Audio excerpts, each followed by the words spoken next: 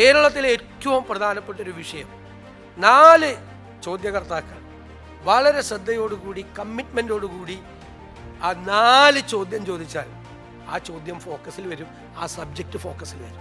ആ കോളിംഗ് അറ്റൻഷൻ്റെ ഫലമായിട്ടാണ് പിന്നീട് എല്ലാ ആശുപത്രികളിലും, അങ്ങനെയാണ് ഈ ഡിസ്പോസബിൾ സിറിഞ്ചും IV ട്യൂബുകളും ക്രഷ് ചെയ്ത് കളയുന്ന മെഷീൻ ആശുപത്രികളിൽ കൊണ്ടുവരാനും വലിയൊരു സംസ്കരണശാല സ്ഥാപിക്കും. ഇപ്പോൾ ഇത് വലിയ സംവിധാനമായി കേരളം മുഴുവൻ മാറി. എക്കണോമിക്സ് ഞാൻ പഠിച്ചിട്ടുമില്ല, ഒരിക്കലും പഠിച്ചിട്ടില്ല. എനിക്ക് ടാക്സ് എന്താണെന്നുള്ളതിൻ്റെ ABCD അറിയാൻ പാടില്ല. പക്ഷെ എനിക്കന്ന് തോന്നി, നിയമസഭാ സാമാജികനാകണമെങ്കിൽ സാമ്പത്തിക കാര്യങ്ങൾ പഠിക്കണം, നികുതി പരിപാടി പഠിക്കണം, ബജറ്റിലെ കാര്യങ്ങൾ പഠിക്കണം, സാമ്പത്തിക കാര്യങ്ങൾ പഠിക്കണം തോന്നി. ഷാൽ ഓൾവേസ് അഡ്രസ് ദ ചെയർന്ന നമ്മൾ സ്പീക്കറിനെ അഭിസംബോധന ചെയ്തുകൊണ്ടാണ് സംസാരിക്കുന്നത്. സർ, അത് ശരിക്കും ഏറ്റവും കൂടുതൽ സ്പീക്കറെ നോക്കി സംസാരിച്ചിരുന്ന ഒരാൾ കോടിയേരി ബാലകൃഷ്ണനായിരുന്നു. അനങ്ങില്ല പുള്ളി, അനങ്ങില്ല. സ്പീക്കറെ നോക്കി അനങ്ങില്ല, അനങ്ങാതെ പറയും. ഇനി വരുന്നൊരു തലമുറ നമ്മൾ എന്താണ് സംസാരിച്ചത്, നമ്മൾ എന്താണ് ചെയ്തതെന്ന് നമ്മൾ നോക്കും. അപ്പോൾ സഭയിൽ നമ്മൾ വളരെ ആധികാരികമായും നന്നായും സംസാരിക്കാൻ വേണ്ടി ശ്രമിക്കുക. നല്ല നിയമസഭാ സാമാജികനാകുകയും വേണം, നിയമസഭാ മണ്ഡലത്തിൽ നന്നായി പ്രവർത്തിക്കുന്ന ആളും വേണം. ഇത് രണ്ടും കൂടി വേണം. ഇതിൻ്റെ രണ്ടിൻ്റെയും കൂടി ഒരു ആകത്തുകയാണ് നല്ല MLA എന്ന് പറയുന്നത്.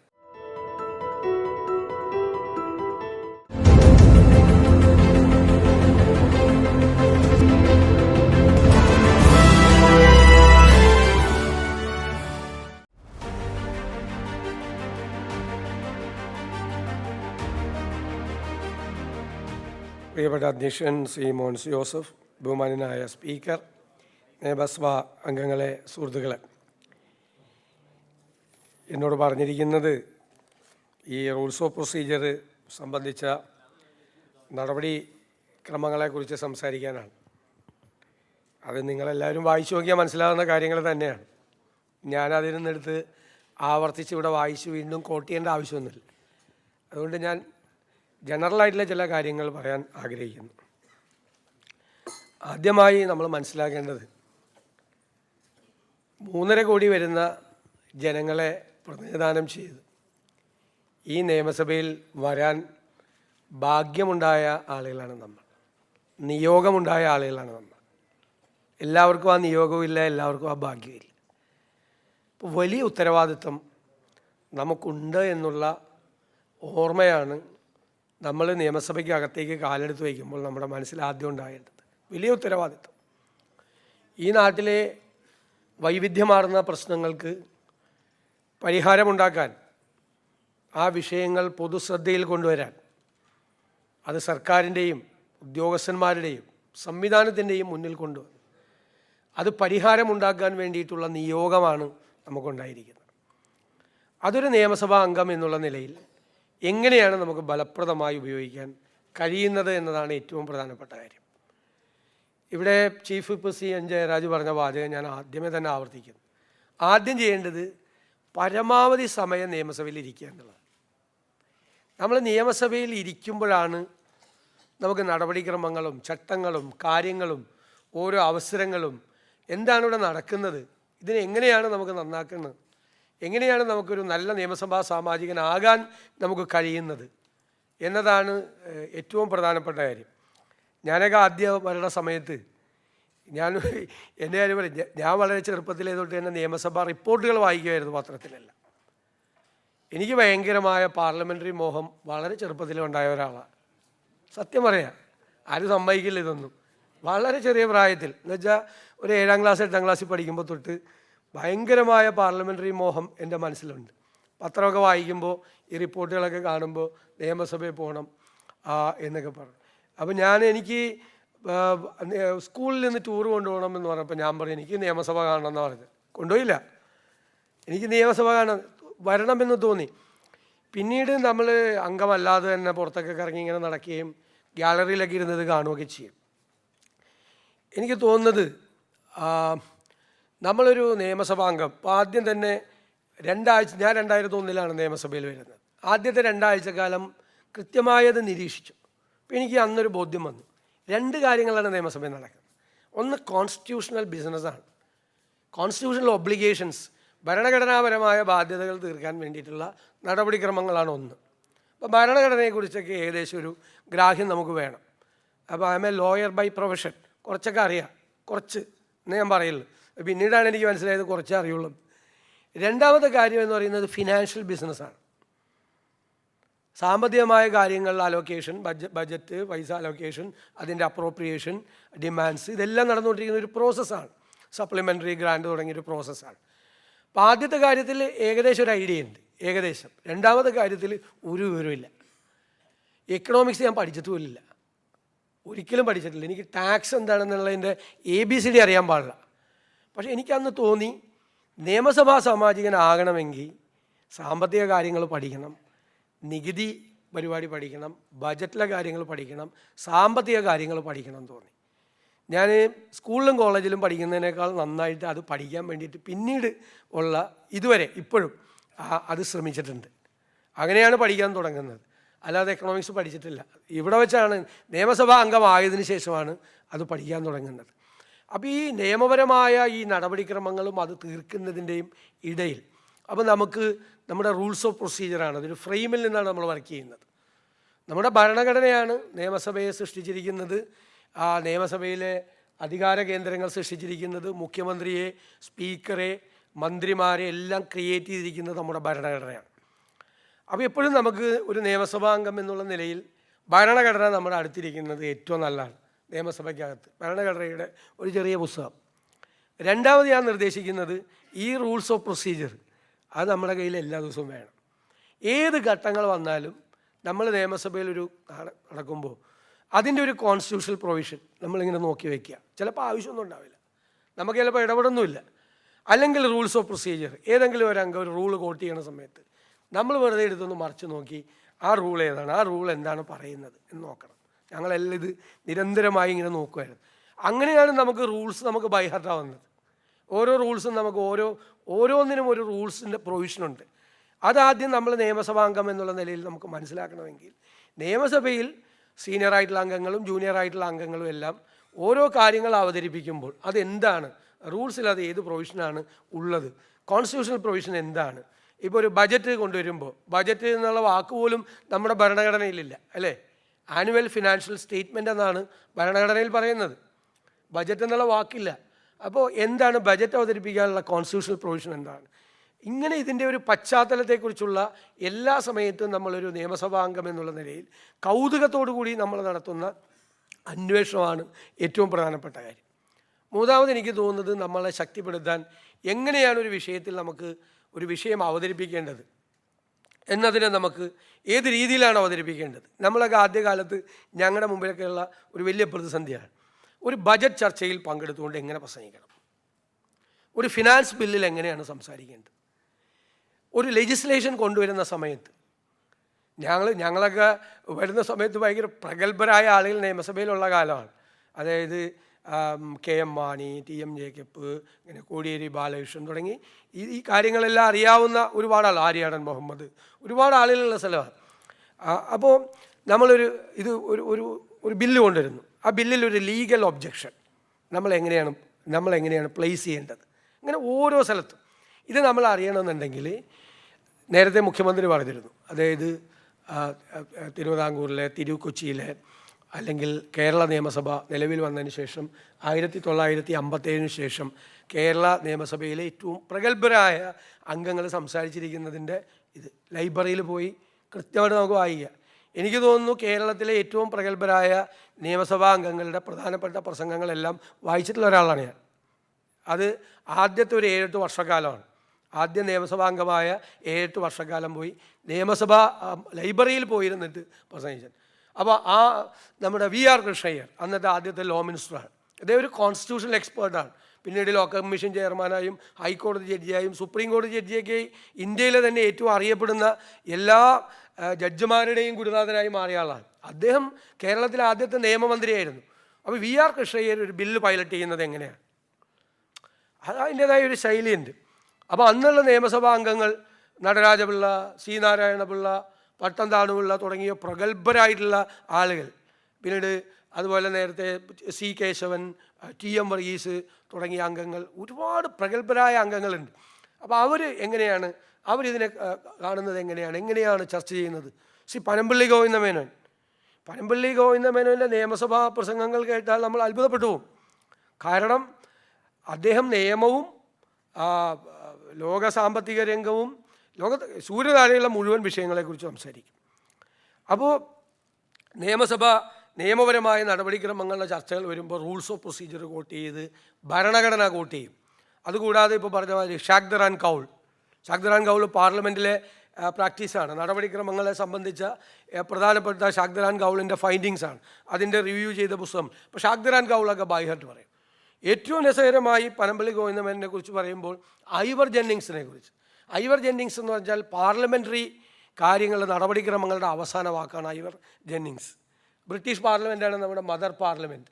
ആ മദർ പാർലമെൻറ്റിൽ അപ്പോൾ ദ ക്യാബിനറ്റ്, ദ പാർലമെൻറ്റ് തുടങ്ങിയ അദ്ദേഹത്തിൻ്റെ പ്രസിദ്ധമായ പുസ്തകങ്ങളുണ്ട്. ആ പുസ്തകങ്ങൾ വായിച്ചു കഴിയുമ്പോൾ നമുക്ക് ഈ നടപടിക്രമങ്ങളെക്കുറിച്ചുള്ള ഗ്രാഹ്യം, പിന്നെ ഒരു പ്രത്യേക സിറ്റുവേഷൻ വരുമ്പോൾ ഷാഖ്ദറാൻ കൗൾ നമ്മൾ വായിക്കുമ്പോൾ, അതുപോലെ ആദ്യത്തെ ലോകസഭാ സ്പീക്കറായിരുന്ന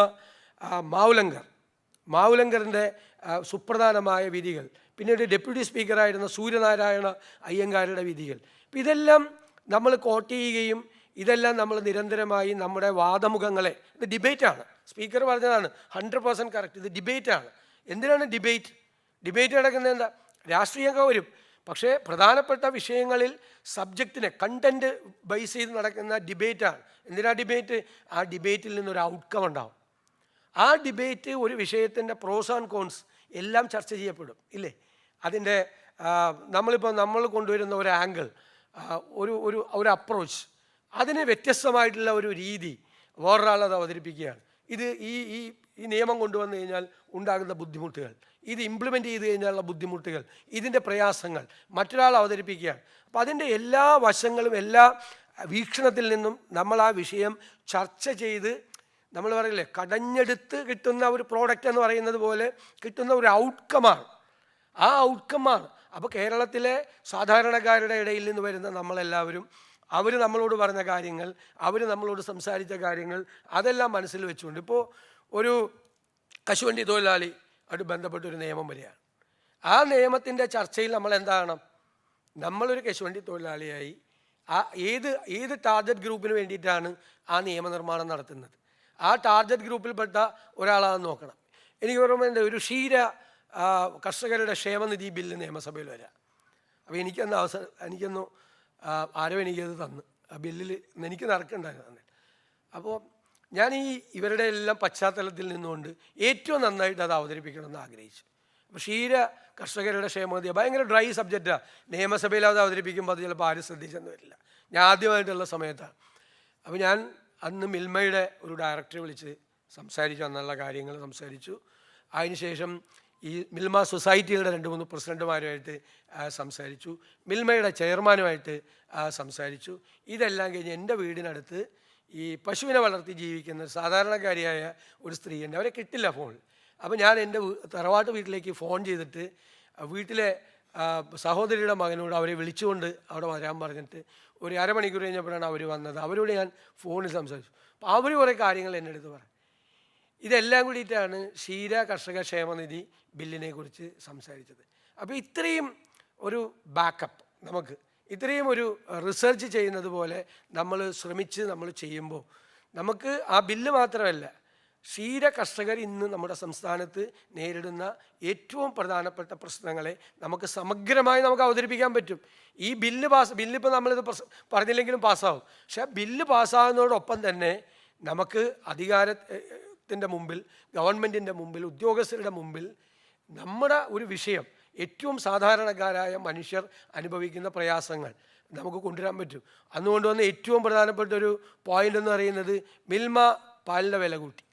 അപ്പോൾ 5 ലിറ്റർ പാൽ ഒരു ദിവസം കറക്കുന്ന ഒരു കുടുംബത്തിന് ഒരു പശു ഉണ്ടെങ്കിൽ 7 ദിവസം കൊണ്ട് 35 ലിറ്ററാണ് കിട്ടുന്നത്. 35 രൂപ കൂടുതൽ കിട്ടും. ഈ പാലിൻ്റെ വില മിൽമ കൂട്ടുന്നതോടൊപ്പം തന്നെ ഈ കാലിത്തീറ്റ കമ്പനികൾ അവരുടെ വിലയും കൂട്ടും. 50 കിലോ ഉള്ള ചാക്കിന് അവർ 50 രൂപ കൂട്ടി. അപ്പോൾ ഈ ഒരാഴ്ച ഈ പശുവിന് കൊടുക്കാൻ വേണം ഈ 50 കിലോന് ചാക്ക്. യഥാർത്ഥത്തിൽ 35 ലിറ്റർ പാലിന് കൂടുതൽ കിട്ടിക്കഴിഞ്ഞപ്പോൾ അവർക്ക് 15 രൂപ നഷ്ടമായി. കാരണം കാലിത്തീറ്റ കമ്പനി 50 കിലോയുടെ ചാക്കിന് 50 രൂപയാണ് വർദ്ധിപ്പിച്ചത്. അപ്പോൾ അങ്ങനെ നമുക്ക് ഒരുപാട് കാര്യങ്ങൾ സാധാരണ നോക്കുമ്പോൾ ഇതെല്ലാം നിസ്സാരമാണ് എന്ന് കരുതുന്ന ഒരുപാട് കാര്യങ്ങൾ നമുക്ക് നിയമസഭയിൽ കൊണ്ടുവരാൻ പറ്റും. കൊണ്ടുവരുമ്പോൾ നമുക്കൊരു ഫ്രെയിമുണ്ട്. ആ ഫ്രെയിമിൽ നിന്നുകൊണ്ടാണ് നമ്മളത് സംസാരിക്കുന്നത്. ഒരുപാട് കാര്യങ്ങൾ കൊണ്ടുവരാൻ പറ്റും. ഞാൻ പണ്ട് ആദ്യമായിട്ട് നിയമസഭയിൽ ഉള്ള കാലത്താണ് ഒരു പാടത്തൂടി പോകുമ്പോൾ ഒരു കർഷക തൊഴിലാളി സ്ത്രീ ഓടി എൻ്റെ അടുത്ത് വന്നു. സുഖമാണെന്നൊക്കെ ചോദിച്ച് വർത്താനം എന്നൊക്കെ ചോദിച്ചു പറഞ്ഞ് ഞാൻ ചോദിച്ചു പെൻഷനൊക്കെ കിട്ടല്ലേ? അപ്പോൾ എന്നോട് ഒരു പെൻഷനൊന്നും കിട്ടണല്ലോ മോനെ. ഞാൻ ചോദിച്ചു എന്താ? അപ്പോൾ ഇവർ 40-45 വർഷം പാടത്ത് തൊഴിൽ ചെയ്ത സ്ത്രീയാണ്. അപ്പോൾ ഞാൻ അത്ഭുതപ്പെട്ടു. അതെന്താ കിട്ടാത്തത്? എനിക്ക് 2 ആമക്കളുണ്ട്, 2 ആമക്കളുള്ളതുകൊണ്ട് പെൻഷൻ കിട്ടില്ല എന്ന് പറഞ്ഞു. അപ്പോൾ പറഞ്ഞു മൂത്ത മകന് പണമൊക്കെ ഉണ്ട്, പക്ഷെ അവൻ നോക്കൂല എന്നെ. രണ്ടാമത്തവന് പൈസയില്ല, അവന് നോക്കണമെന്ന് ആഗ്രഹമുണ്ട്. അപ്പം ഞാൻ ചോദിച്ചു ആമക്കളുള്ളതുകൊണ്ട് പെൻഷൻ കിട്ടില്ലേ? സത്യത്തിൽ ഞാൻ അന്നാ അറിയുന്നത് ആമക്കളുള്ളതുകൊണ്ട് പെൻഷൻ കൊടുക്കില്ല, ആമക്കളുള്ളവർക്ക് അന്ന്. ഇപ്പം അല്ല. അപ്പോൾ എനിക്ക് തോന്നുന്നു ഉമ്മൻചാണ്ടിയാണ് മുഖ്യമന്ത്രി. ഞാൻ നിയമസഭയിൽ കൊണ്ടുവന്ന് ഈ വിഷയം അവതരിപ്പിച്ചു. എന്നിട്ട് പറയും ഇതൊരു ഭയങ്കര ഡിസ്ക്രിമിനേഷനാണ്. അവർ 45 വർഷം പാടത്ത് ജോലി ചെയ്തതിനാണ് അവർക്ക് പെൻഷൻ കൊടുക്കുന്നത്. അവർക്ക് ആമക്കളുണ്ടായി പോയി എന്നുള്ളത് ഒരു കണ്ടീഷൻ വെച്ചിട്ട് അവർക്ക് പെൻഷൻ നിഷേധിക്കുന്നത് എന്തൊരു അനീതിയാണെന്ന്. അന്ന് ഗവൺമെൻറ് അത് പിൻവലിച്ചു. ഇപ്പോൾ ഇല്ല, ഇപ്പോൾ ആ കണ്ടീഷൻ ഇല്ല. നേരത്തെ ഉണ്ടായിരുന്നു, ആമക്കളുള്ളവർക്ക് പെൻഷൻ കൊടുക്കില്ലായിരുന്നു. അതുപോലെ ഞാൻ പറഞ്ഞതാണ് എന്തെല്ലാം കാര്യങ്ങൾ നമുക്ക് കൊണ്ടുവരാൻ പറ്റും. ഞാൻ എറണാകുളത്ത് ഡർബാൾ ഗ്രൗണ്ടിൽ കൂടെ സുഹൃത്തുക്കളായിട്ട് നടന്നു പോകുമ്പോൾ ഈ ഡിസ്പോസബിൾ സിറിഞ്ച് പറക്കുകയാണ്. ഒരു പയ്യൻ ചാക്കിലേക്ക് പറക്കുകയാണ്, ഒരാളും കൂടെ ഉണ്ട്. അപ്പോൾ ഞാൻ ഈ ചോദിച്ചു ഇത് എന്തിനാണ് ഇത് പറക്കിക്കൊണ്ടുപോകുന്നതെന്ന് ചോദിച്ചു. ആശുപത്രിയിൽ നിന്ന് ഡിസ്പോസ് ചെയ്ത സിറിഞ്ചാണ്. അപ്പോൾ കൂടെ എന്നൊരാളുണ്ട്, സാറേ ഇത് വാഷ് ചെയ്ത് വീണ്ടും പാക്കറ്റിലാക്കി മാർക്കറ്റിൽ വരുമെന്ന് പറഞ്ഞു. അപ്പോൾ ഞാൻ അന്വേഷിച്ചപ്പോൾ ഈ ആശുപത്രിയിലെ ഡിസ്പോസബിൾ സിറിഞ്ച് മുഴുവൻ ഹെപ്പറ്റൈറ്റിസ് ബി വരും ഇത് രണ്ടാമത് വന്നു കഴിഞ്ഞാൽ. അപ്പോൾ അന്വേഷിച്ചപ്പോഴാണ് ഞെട്ടിക്കുന്ന വിവരം കിട്ടിയത്.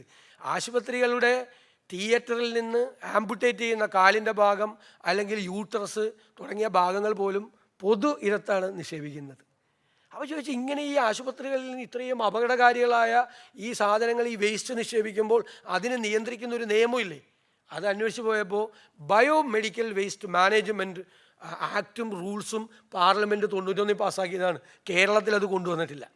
2003 കോളിംഗ് അറ്റൻഷനായിട്ട് ഈ വിവരങ്ങൾ മുഴുവൻ ഇത് മുഴുവൻ കളക്ട് ചെയ്ത് ബാക്കിയുള്ള സംസ്ഥാനത്ത് എങ്ങനെയാണ്, കേരളത്തിൽ ഇത് ചെയ്യുന്നില്ല. അതുകൊണ്ട് ബയോമെഡിക്കൽ വേസ്റ്റ് മാനേജ്മെൻറ്റ് റൂൾസ് കേരളത്തിൽ ഉണ്ടാകണം എന്നാവശ്യപ്പെട്ടൊരു കോളിംഗ് അറ്റൻഷൻ കൊണ്ടുവന്നു. ആ കോളിംഗ് അറ്റൻഷൻ്റെ ഫലമായിട്ടാണ് പിന്നീട് എല്ലാ ആശുപത്രികളിലും അപ്പം ഞെട്ടിപ്പിക്കുന്ന രീതിയിൽ അത് അവതരിപ്പിച്ചെന്ന് ശരിക്കും ഞെട്ടിപ്പോവും അതിൻ്റെ ഇത് അന്വേഷിച്ചു പോയാൽ. അങ്ങനെയാണ് ഈ ഡിസ്പോസബിൾ സിറിഞ്ചും IV ട്യൂബുകളും ക്രഷ് ചെയ്ത് കളയുന്ന മെഷീൻ ആശുപത്രികളിൽ കൊണ്ടുവരാനും പാലക്കാട് IMA ഈ ബയോമെഡിക്കൽ വേസ്റ്റ് സംസ്കരിക്കുന്ന വലിയൊരു സംസ്കരണശാല സ്ഥാപിക്കും. ഇപ്പോൾ ഇത് വലിയ സംവിധാനമായി കേരളം മുഴുവൻ മാറിയതാണ്. ഈ 91 വന്ന റൂൾ 2003 കേരളത്തിൽ ചെയ്യുന്നത്. അപ്പം ഞാൻ പറഞ്ഞത് ഞാൻ 2-3 ഉദാഹരണങ്ങൾ പറഞ്ഞതാണ്. നമ്മളെപ്പോഴും ആൾക്കൂട്ടത്തിൻ്റെ ഇടയിൽ നടക്കുന്ന ആളുകളാണ്. അവിടെ നിന്ന് കിട്ടുന്ന പ്രധാനപ്പെട്ട അനീതി, ആളുകളോട് നീതി നിഷേധിക്കുന്ന കാര്യങ്ങൾ കൊണ്ടുവന്ന് നമുക്ക് കിട്ടുന്ന അവസരങ്ങളിൽ നമ്മളത് അവതരിപ്പിച്ച് അത് പരിഹാരമുണ്ടാക്കാൻ നമുക്ക് കഴിയും. നമ്മൾ വിദേശത്ത് പോകുമ്പോൾ ഈ വീൽ ചെയറിൽ പോകുന്ന ആളുകൾക്ക് എന്തൊരു പ്രിവിലേജാണ് ഇല്ലേ? അവർക്ക് പോകാൻ റാമ്പുണ്ട്, അവർക്ക് പ്രത്യേകമായ ടോയ്ലറ്റ് ഉണ്ട്, അവർക്ക് പ്രത്യേകമായ പാർക്കിംഗ് സ്പേസ് ഉണ്ട്. കേരളത്തിലെ സെക്രട്ടേറിയറ്റിൽ ഒരു വീൽ ചെയർ കയറുമോ? ഒരു കളക്ട്രേറ്റ് കയറും ഒരു വീൽ ചെയർ? ഞാൻ ബിൽഡിംഗ് റൂൾസ് അമെൻഡ് ചെയ്ത് ഈ ഫിസിക്കലി ഡിസേബിൾഡ് ആയിട്ടുള്ള ആളുകൾക്ക് വേണ്ടി ഇനി ബിൽഡിംഗ് ഉണ്ടാക്കുമ്പോൾ ഭേദഗതി വരുത്തണമെന്ന് ആവശ്യപ്പെട്ട് സബ്മിഷൻ കൊണ്ടുവന്നു. അന്നുണ്ടായിരുന്നൊരു ചീഫ് ടൗൺ പ്ലാനർ അത് വളരെ സീരിയസ് ആയി അതെടുത്ത് ബിൽഡിംഗ് റൂൾസ് അമെൻഡ് ചെയ്ത് ഇന്ന് കേരളത്തിലൊരു പുതിയ കെട്ടിടം പണിയണമെങ്കിൽ, ഒരു സ്കൂൾ പണിയണമെങ്കിൽ റാമ്പുണ്ട്. നിങ്ങളാലോചിച്ചോ, റാമ്പുണ്ട്. അപ്പം എനിക്ക് ഭയങ്കരമായ പ്രൊഫഷണൽ സാറ്റിസ്ഫാക്ഷനാണ്. ഞാനൊരു സ്കൂളിൽ ചെല്ലുമ്പോൾ റാമ്പ് കാണുകയും അല്ലെങ്കിൽ ഒരു ഗവൺമെൻറ് കെട്ടിടത്തിൽ ഒരു ഫ്ലാറ്റിൽ പോകുമ്പോൾ ആ റാമ്പിലൂടെ ഒരു വീൽ ചെയർ ഓടിച്ചുകൊണ്ട് ചെയ്യുമ്പോൾ അല്ലെങ്കിൽ ഒരു പ്രത്യേക ടോയ്ലറ്റ് ഇപ്പോൾ വേണം, കമ്പൽസറിയാണ്, അതിനുവേണ്ടി ഒരു പ്രത്യേക ടോയ്ലറ്റ് കാണുമ്പോഴും നമ്മൾ പറയില്ലേ നമ്മുടെ ഒരു പ്രൊഫഷണൽ സാറ്റിസ്ഫാക്ഷൻ, നമ്മളത് കൊണ്ടുവന്നിട്ടാണ് ആ ബിൽഡിംഗ് റൂൾസിൽ അമെൻഡ്. ഞാൻ നിങ്ങളോട് പറയുന്നത് ഞാനത് ചെയ്തു എന്ന് പറയാൻ വേണ്ടിയിട്ടല്ല. ഇതൊക്കെ ചെറിയ ചെറിയ കാര്യങ്ങളാണ് നോക്കിക്കാണുമ്പോൾ. പക്ഷേ അത്തരം ഒരുപാട് കാര്യങ്ങൾ ശരിക്കും പറഞ്ഞാൽ ഒരു ചോദ്യോത്തര വേള ഒരു 15 മിനിറ്റ് ഒരു ചോദ്യം കിട്ടിയാൽ കേരളത്തിലെ ഏറ്റവും പ്രധാനപ്പെട്ട ഒരു വിഷയം, 4 ചോദ്യകർത്താക്കൾ വളരെ ശ്രദ്ധയോടുകൂടി കമ്മിറ്റ്മെൻറ്റോടുകൂടി ആ 4 ചോദ്യം ചോദിച്ചാൽ ആ ചോദ്യം ഫോക്കസിൽ വരും, ആ സബ്ജക്റ്റ് ഫോക്കസിൽ വരും. നമ്മളത് പലപ്പോഴും ശ്രദ്ധിക്കാറില്ല, ചിലർ ശ്രദ്ധിക്കാറുണ്ട്. 4 പേർ അവർ കൂടി ഒന്ന് പ്ലാൻ ചെയ്താൽ മതി. 4 പേരുടെ മിക്കവാറും വരുന്നത്, ആ 4 പേര് കൂടി ഒന്ന് പ്ലാൻ ചെയ്താൽ മതി. നമുക്ക് ഈ സബ്ജക്റ്റ് ഒന്ന് ഗൗരവത്തോടു കൂടി കൈകാര്യം ചെയ്യണമെന്ന് തീരുമാനിച്ച് ഏറ്റവും ഫലപ്രദമായ, ഇഫക്റ്റീവായ, ഏറ്റവും കുറഞ്ഞ സമയം, ഏറ്റവും ഭംഗിയായ, ഷാർപ്പായിട്ടുള്ള ചോദ്യം ചോദിച്ചാൽ ആ വിഷയത്തിൽ ചിലപ്പോൾ ഒരു പരിഹാരം ഉണ്ടായി എന്ന് വരില്ല. പക്ഷേ ആ വിഷയം എല്ലാവരുടെയും ഫോക്കസിലേക്ക് കൊണ്ടുവരാൻ, അത് ഫോക്കസിലേക്ക് കൊണ്ടുവരുന്നതാണ് ഏത് വിഷയവും പരിഹാരം ഉണ്ടാക്കുന്നതിന് വേണ്ടിയിട്ടുള്ള ആദ്യത്തെ മാർഗം. ഈ ഒരു കമ്മിറ്റ്മെൻറ്റ് നമ്മുടെ ഭാഗത്തു നിന്നുണ്ടാവണം. ചോദ്യോത്തര വേള ഏറ്റവും ഫലപ്രദമാക്കാൻ നമുക്ക് സംഭവിക്കും. ഇപ്പോൾ 26 റൂൾ 26 മുതൽ റൂൾ 48 വരെയുള്ള ഭാഗങ്ങളാണ് ഈ ചോദ്യോത്തരയെ സംബന്ധിച്ച് നമ്മുടെ റൂൾസ് ഓഫ് പ്രൊസീജിയറിൽ നമുക്ക് പറയുന്നത്. ചോദ്യോത്തര വേള കഴിഞ്ഞ് കഴിഞ്ഞാൽ നമുക്ക് എല്ലാവർക്കും അറിയാം, പിന്നെ ഉള്ളത് 0 അവറാണ്. 0 അവർ എന്ന ഒരു സ്ഥലത്തും പറയുന്നില്ലെങ്കിലും നമ്മളൊരു ചോദ്യോത്തര ക്വസ്റ്റ്യൻ അവർ കഴിഞ്ഞ് പിന്നെ ഗവൺമെൻറ് ബിസിനസ്സിലേക്ക് കയറുന്നതിനിടയിൽ നടക്കുന്ന ഗ്യാപ്പാണ് 0 അവർ എന്ന് സാധാരണ വിശേഷിപ്പിക്കുന്നത്. നമ്മളിവിടെ സാധാരണ നമ്മൾ റൂൾ 50 നോട്ടീസ് കൊടുക്കും, അല്ലേ? അടിയന്തര പ്രമേയ നോട്ടീസ് കൊടുക്കും. അടിയന്തര പ്രമേയം സാധാരണ അവതരണാനുമതിയാണ് നമ്മൾ ചോദിക്കുന്നത്. അപ്പോൾ റൂൾ 50 അത് കൊണ്ടുവരാനുള്ള പ്രൊവിഷൻ, റൂൾ 51 അതിൻ്റെ നോട്ടീസ്, റൂൾ 52 അതിനകത്ത് ഏതെല്ലാം റെസ്ട്രിക്ഷൻസ് ഉണ്ട്, ഏതെല്ലാം വിഷയങ്ങൾ കൊണ്ടുവരാൻ പറ്റും, റീസെൻ്റ് ഒക്കറൻസ് ആയിരിക്കണം, സമീപകാലത്ത് നടന്ന സംഭവങ്ങളായിരിക്കണം, ഏതെങ്കിലും ഒരു പർട്ടിക്കുലർ ഇൻസ്റ്റൻസിനെ സംബന്ധിച്ചായിരിക്കണം ഇത് നടക്കുന്നത്, അഴിമതി ആരോപണം അതിനകത്ത് ഉന്നയിക്കാൻ പാടില്ല തുടങ്ങി റൂൾ 52-ൽ ഒരുപാട് കണ്ടീഷൻസ് പറയുന്നുണ്ട്.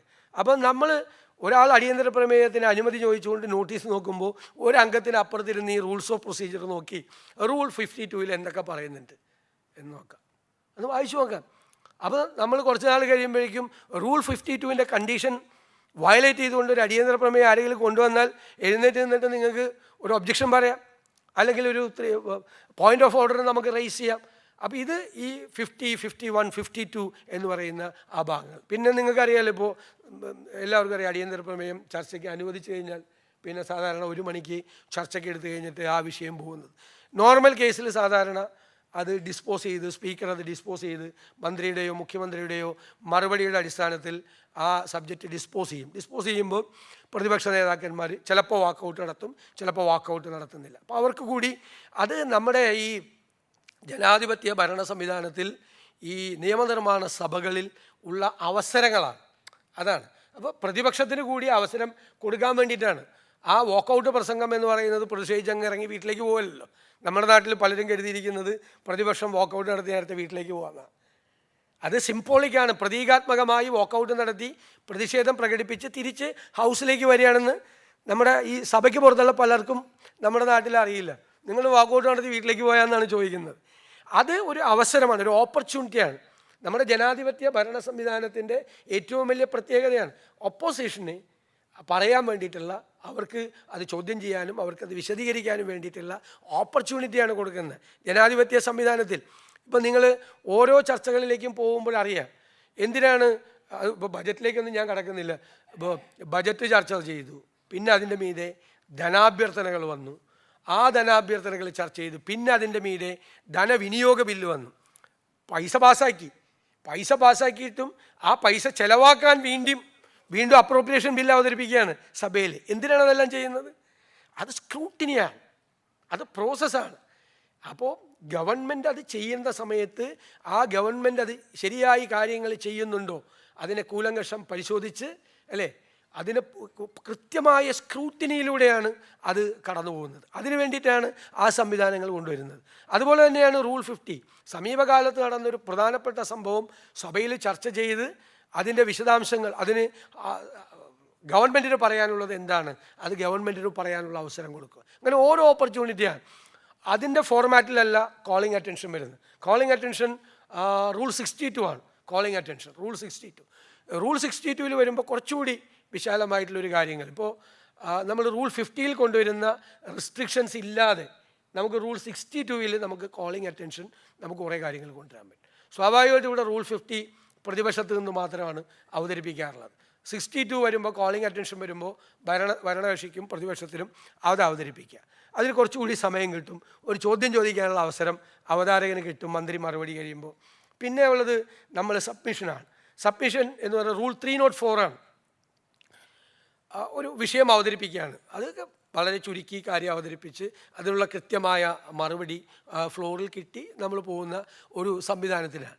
പിന്നീട് സാധാരണ ഗവൺമെൻറ് പേപ്പറിലെയും റൂൾസിലെയും ഇപ്പോൾ നമ്മൾ നിയമം പാസ്സാക്കി കഴിഞ്ഞാൽ, ആക്ട് പാസ്സാക്കി കഴിഞ്ഞാൽ അതിനുള്ളൊരു പ്രൊസീജിയർ ഉണ്ടല്ലോ. ഇപ്പോൾ നമ്മുടെ ഇതിനകത്ത് ഈ നടപടിക്രമങ്ങളുടെ ജനറൽ പ്രിൻസിപ്പിൾസ് ഉണ്ട്, അതൊന്നും എല്ലാവരും വായിച്ചു നോക്കണം. നടപടിക്രമങ്ങളുടെ ജനറൽ പ്രിൻസിപ്പിൾസ് സാധാരണയായിട്ടുണ്ട്. അതുകൂടാതെ നമ്മൾ ഈ ലെജിസ്ലേഷന് വേണ്ടിയിട്ടുള്ള ഈ റൂൾ 69 മുതൽ ലെജിസ്ലേഷനെ സംബന്ധിച്ചിട്ടുള്ളതാണ്. ചാപ്റ്റർ 14 നമ്മുടെ റൂൾസ് ഓഫ് പ്രൊസീജിയറിലെ ചാപ്റ്റർ 14 റൂൾ 69 മുതൽ റൂൾ 106 വരെ ലെജിസ്ലേഷൻ്റെ സമയത്ത് പാലിക്കേണ്ട കാര്യങ്ങളെ സംബന്ധിച്ചിട്ടാണ് പറയുന്നത്, കൃത്യമായിട്ട് നമ്മൾ പറയുന്നത്. നമുക്ക് അല്ലാത്ത സമയത്തുള്ള നമുക്ക് പൊതുവായിട്ടുള്ള ജനറൽ പ്രിൻസിപ്പിൾസ് നമ്മൾ പറയുന്നുണ്ട് പൊതുവെ. പിന്നെ അതുപോലെ ഫിനാൻഷ്യൽ മാറ്റേഴ്സ് വരുമ്പോൾ ചെയ്യേണ്ട കാര്യങ്ങൾ സംബന്ധിച്ചുള്ള ചർച്ചയൊക്കെ ഉണ്ട്. അപ്പോൾ ഇതൊക്കെ നമ്മുടെ ഇതിലാണ് ജനറൽ റൂൾസ് ഓഫ് പ്രൊസീജിയറാണ് ഞാൻ പറഞ്ഞത്. ചാപ്റ്റർ 25 പൊതുവായിട്ടുള്ള പറയുന്ന കാര്യങ്ങളെല്ലാം അതിൻ്റെ അകത്ത് പറയുന്നുണ്ട്. നേരത്തെ പറഞ്ഞല്ലോ, ഇപ്പോൾ അഴിമതി ആരോപണം ഉന്നയിക്കുക. അഴിമതി ആരോപണം ഉന്നയിക്കുന്നത് റൂൾ 285 ആണ്, procedure regarding allegation against a person. അത് റൂൾ 285 വെച്ചിട്ടാണ് മുൻകൂട്ടി നോട്ടീസ് കൊടുക്കണം, സ്പീക്കർക്ക് നോട്ടീസ് കൊടുക്കണം, കൺസേൺഡ് മിനിസ്റ്റർക്ക് നമ്മൾ നോട്ടീസ് കൊടുക്കണം. അതിൻ്റെ സ്പീക്കറുടെ ഡിസ്ക്രിപ്ഷൻ കൂടിയാണ് അത് അവതരിപ്പിക്കുന്നത്. അതിനും ചില നിയന്ത്രണങ്ങൾ റൂൾസ് ഓഫ് പ്രൊസീജിയറിൽ പറയുന്നുണ്ട്. ഇപ്പോൾ നമുക്കെതിരായിട്ട് വ്യക്തിപരമായിട്ടൊരു ആക്ഷേപം വന്നാൽ നമുക്കൊരു പേഴ്സണൽ എക്സ്പ്ലനേഷൻ കൊടുക്കാനുള്ള അവസരമുണ്ട്. റൂൾ 288 ആണ് നമുക്ക് പേഴ്സണൽ എക്സ്പ്ലനേഷൻ കൊടുക്കാനുള്ള. ഇതൊക്കെ നമ്മൾ ബൈ ഹാർട്ടായിട്ടിരിക്കണം. ഇത് നമ്മളൊരു നിയമസഭാ നടപടിക്രമങ്ങൾ നടന്നുകൊണ്ടിരിക്കുന്ന സമയത്ത് ആ നടപടിക്രമങ്ങളുമായി ബന്ധപ്പെട്ട കാര്യങ്ങൾ വെറുതെ അവിടെ ഇരിക്കുന്ന സമയത്ത് നമ്മളിത് ഈ റൂൾസ് ഓഫ് പ്രൊസീജിയർ മറിച്ച് നോക്കിയാൽ മതി. 3-4 പ്രാവശ്യം മറിച്ച് നോക്കി കഴിയുമ്പോഴേക്കും നമുക്ക് തന്നെ തോന്നും, ഈ ആൾ പറയുന്നത് ശരിയല്ലല്ലോ, ആൾ പറയുന്നത് റൂൾസിൻ്റെ വയലേഷനാണല്ലോ പറയുന്നത്, ഇന്ന റൂൾ വയലേറ്റ് ചെയ്തിട്ടുണ്ടല്ലോ. അപ്പം നമുക്കൊരു എഴുന്നേറ്റ് നമുക്ക് ധൈര്യത്തോടുകൂടി ഒരു 303 പറയാം. അല്ലാതെ വേറൊരാളുടെ പ്രസംഗം തടസ്സപ്പെടുത്താനല്ല 303. Point of ഓർഡറാണ് 303. അതായത് കോൺസ്റ്റിറ്റ്യൂഷണൽ പ്രൊവിഷൻസ് എന്തെങ്കിലും വയലേറ്റ് ചെയ്തിട്ടുണ്ടെങ്കിലോ അല്ലെങ്കിൽ റൂൾസ് ഓഫ് പ്രൊസീജിയർ വയലേറ്റ് ചെയ്തിട്ടുണ്ടെങ്കിലോ സഭയുടെ നടപടിക്രമങ്ങൾ ലംഘിച്ചിട്ടുണ്ടെങ്കിലാണ് പറയുന്നത് റൂൾ 303 പറയുന്നത് point of order. Point of order എന്ന് വെച്ചാൽ എന്താ? ഇപ്പോൾ നടക്കുന്ന കാര്യങ്ങൾ പറഞ്ഞ കാര്യങ്ങളും ഓർഡറിലല്ല എന്നാണ് പറയുന്നത്, ക്രമത്തിലല്ല എന്നാണ്. ഇപ്പം നമ്മൾ സാധാരണ ചെയ്യണത് അതല്ല. സാധാരണ നമ്മൾ അതൊന്നും നോക്കുകയൊന്നുമില്ല. ഏത് റൂൾ അനുസരിച്ചാണ് പറഞ്ഞതെന്ന് വെച്ച് കഴിഞ്ഞാൽ ചിലർക്ക് അതും പിടിയില്ല, അതുപോലെ നോക്കിയിട്ടില്ല. റൂൾ 303 അനുസരിച്ചിട്ടാണ് നമുക്ക് പോയിൻ്റ് ഓഫ് ഓർഡർ റേസ് ചെയ്യാനുള്ള നമ്മുടെ റൈറ്റ് അത് സ്പീക്കർ അനുവദിക്കണം. ആ റൂൾ 303 അല്ല പറയേണ്ടത്, ഏത് റൂളാണ് വയലേറ്റ് ചെയ്തതെന്നാണ് ചോദിക്കേണ്ടത്, ഏത് റൂൾ. അപ്പോൾ നമ്മൾ ചിലപ്പോൾ 307 എന്ന് പറയുന്നൊരു സാധനമുണ്ട്, അറിയോ? റൂൾ 307 ഉണ്ട്. 307 എന്ന് വെച്ചാൽ എക്സ്പഞ്ചിങ് ഓഫ് വേർഡ്സ് ഫ്രം ഡിബേറ്റ്സ്. അപ്പോൾ നമ്മൾ എഴുന്നേറ്റ് 303 വെച്ച് റേസ് ചെയ്തിട്ട് പറയുകയാണ്, ശ്രീ കടന്നപ്പള്ളി രാമചന്ദ്രൻ പറഞ്ഞ കാര്യങ്ങൾ സഭയുടെ നടപടിക്രമങ്ങൾക്ക് വിരുദ്ധമാണ്. അദ്ദേഹം ഒരിക്കലും പറയാറില്ല കേട്ടോ, ഞാൻ വെറുതെ പേരിങ്ങനെ മുമ്പിലിരുന്നപ്പോൾ സ്നേഹം കൊണ്ട് പറഞ്ഞ കാര്യങ്ങൾ സഭയുടെ നടപടിക്രമങ്ങൾക്ക് വിരുദ്ധമായിട്ടുള്ള കാര്യങ്ങളാണ്. അതുകൊണ്ട് റൂൾ 307 അനുസരിച്ചിട്ട് ശ്രീ കടന്നപ്പള്ളി രാമചന്ദ്രൻ സഭയിൽ പറഞ്ഞ കാര്യങ്ങൾ സഭാ നടപടികളിൽ നിന്ന് എക്സ്പഞ്ച് ചെയ്യണം, നീക്കം ചെയ്യണം. റൂൾ 307 ആണ്. അപ്പം നമുക്കിത് എല്ലാം അറിയാം. നമ്മളിത് നോക്കിക്കൊണ്ടിരിക്കുകയാണെങ്കിൽ നമുക്ക് പെട്ടെന്ന് കൃത്യമായി ആധികാരികതയോടുകൂടി അപ്പോൾ തന്നെ എഴുന്നേറ്റ് നിന്നിട്ട് ഞാൻ റൂൾ 303 അനുസരിച്ചൊരു പോയിൻ്റ് ഓഫ് ഓർഡർ റൈസ് ചെയ്യുന്നു. ഈ ഒരു റൂൾ ഇതിൻ്റെ ഇന്ന റൂൾ അനുസരിച്ചിട്ട് ഇങ്ങനെയാണ് സംസാരിക്കേണ്ടത്. ഇപ്പോൾ പറയാം റൂൾ 52(5) അനുസരിച്ചിട്ട് അടിയന്തര പ്രമേയത്തിൻ്റെ അവതരണ വേളയിൽ ഒരു അഴിമതി ആരോപണം ഉന്നയിക്കാൻ പാടില്ല. അപ്പോൾ 3 റൂൾ നമ്മൾ പറഞ്ഞു. എന്താ? ഒന്ന് റൂൾ 303 അനുസരിച്ചുള്ള എൻ്റെ right point of order raise ചെയ്യാൻ ഞാൻ റൈസ് ചെയ്തു. റൂൾ 52(5) അനുസരിച്ച് ഒരു അഴിമതി ആരോപണം അടിയന്തര പ്രമേയ വേളയിൽ സംസാരിക്കാൻ പാടില്ല. അപ്പോൾ എവിടെയാണ് റൂള് തെറ്റിച്ചത്? പറഞ്ഞ ആൾ റൂള് എവിടെയാണ് തെറ്റിച്ചതെന്ന്. അടുത്തത് ഞാൻ പറയാണ്, അതുകൊണ്ട് റൂൾ 307 അനുസരിച്ച് എക്സ്പഞ്ച് ചെയ്യണം അദ്ദേഹം പറഞ്ഞ കാര്യങ്ങൾ. ഇതിൻ്റെ അകത്ത് അദ്ദേഹം പറഞ്ഞത് രേഖകളിൽ ഉണ്ടാകാൻ പാടില്ല. 3 റൂള് കോട്ട് ചെയ്താൽ അപ്പോൾ കേൾക്കുന്ന ഒരാൾക്ക് എന്ത് തോന്നും? വെറുതെ അതൊക്കെ കട്ട് ചെയ്തിട്ട് മണ്ഡലത്തിലേക്ക് ഇട്ട മണ്ഡലത്തിലുള്ള ആളും ഞെട്ടിപ്പോവും. 285 പറഞ്ഞല്ല, അഴിമതി ആരോപണം എഴുതി കൊടുത്തിട്ട് ഉന്നയിക്കണം.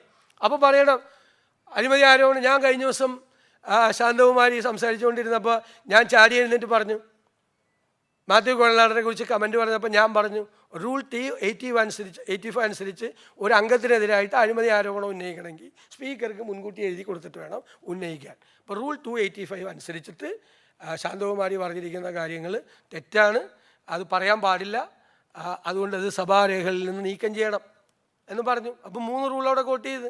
അത് നമുക്ക് എല്ലാവർക്കും ചെയ്യാൻ പറ്റും. അത് വാച്ച് ചെയ്തുകൊണ്ടിരുന്ന് കഴിഞ്ഞാൽ കൃത്യമായിട്ട് നമ്മൾ ചെയ്യാൻ പറ്റും. സഭയുടെ അത് ഞാൻ പറയുന്നത് അത് ടു ടെക്നിക്കലാണെന്നോ അല്ലെങ്കിൽ ടു ലീഗലാണെന്നൊക്കെ പറയാം. പക്ഷേ ഈ ലീഗലായിട്ടുള്ള ടെക്നിക്കലായിട്ടുള്ള കാര്യങ്ങളൊക്കെ ഇടയ്ക്കെടുത്ത് വീശണം, ഇടയ്ക്കെടുത്ത് പറയണം. അതിൻ്റെ ഒരു ഫ്രെയിമിലാണ് ഈ ഹൗസ് നടന്നു പോകുന്നത്. ഈ ഫ്രെയിമില്ലെങ്കിൽ ചന്തയായി പോവും. ഞാൻ വളരെ വ്യക്തമായിട്ട് പറയാം, സഭ ചന്തയായി പോവും. ഈ റൂൾസ് ഓഫ് പ്രൊസീജിയറിൻ്റെ ഫ്രെയിമിൽ നിന്നുകൊണ്ടാണ് ഹൗസ് വർക്ക് ചെയ്യേണ്ടത്. നമുക്കൊരു പ്രിവിലേജ് കൂടിയുണ്ട്. ഏതാ പ്രിവിലേജ്? പുറത്തു നിന്ന് നമുക്ക് ഒരാൾക്കെതിരെ പറഞ്ഞു കഴിഞ്ഞാൽ അവന് വേണമെങ്കിൽ നമുക്കെതിരെ ഡിഫമേഷൻ നോട്ടീസ് കൊടുക്കാം. സഭയ്ക്കകത്തിട്ട് ഒരു ഉദ്യോഗസ്ഥനെതിരെ പറഞ്ഞു കഴിഞ്ഞാൽ ഉദ്യോഗസ്ഥന് വല്ലതും ചെയ്യാൻ പറ്റുമോ? നമുക്ക് പ്രൊട്ടക്ഷൻ ഉണ്ട്. നേരത്തെ CM പറഞ്ഞു, പ്രിവിലേജ് ഉണ്ട്, നമുക്ക് പ്രൊട്ടക്ഷൻ ഉണ്ട്. നമുക്കെതിരായിട്ട് ഒരാൾക്ക് കേസ് കൊടുക്കാൻ പറ്റില്ല, സഭയിൽ പറഞ്ഞു എന്നുള്ളതിൻ്റെ കാരണത്തിൻ്റെ. അപ്പോൾ ആ പ്രൊട്ടക്ഷനോട് കൂടി നമ്മൾ ഹൗസിൽ നിന്ന് സംസാരിക്കുമ്പോൾ, ആ റൂൾസിൻ്റെ ഫ്രെയിമിൽ നിന്ന് നമ്മൾ സംസാരിക്കുമ്പോൾ അതിന് ആധികാരികത വരും. ആധികാരികത വേണം നമ്മൾ സംസാരിക്കുന്ന കാര്യത്തിന്. നിയമപരമായ പിൻബലം വേണം, ഭരണഘടനാപരമായ പിൻബലം നമുക്കുണ്ടാകണം. അതുണ്ടായിക്കൊണ്ട് നമ്മൾ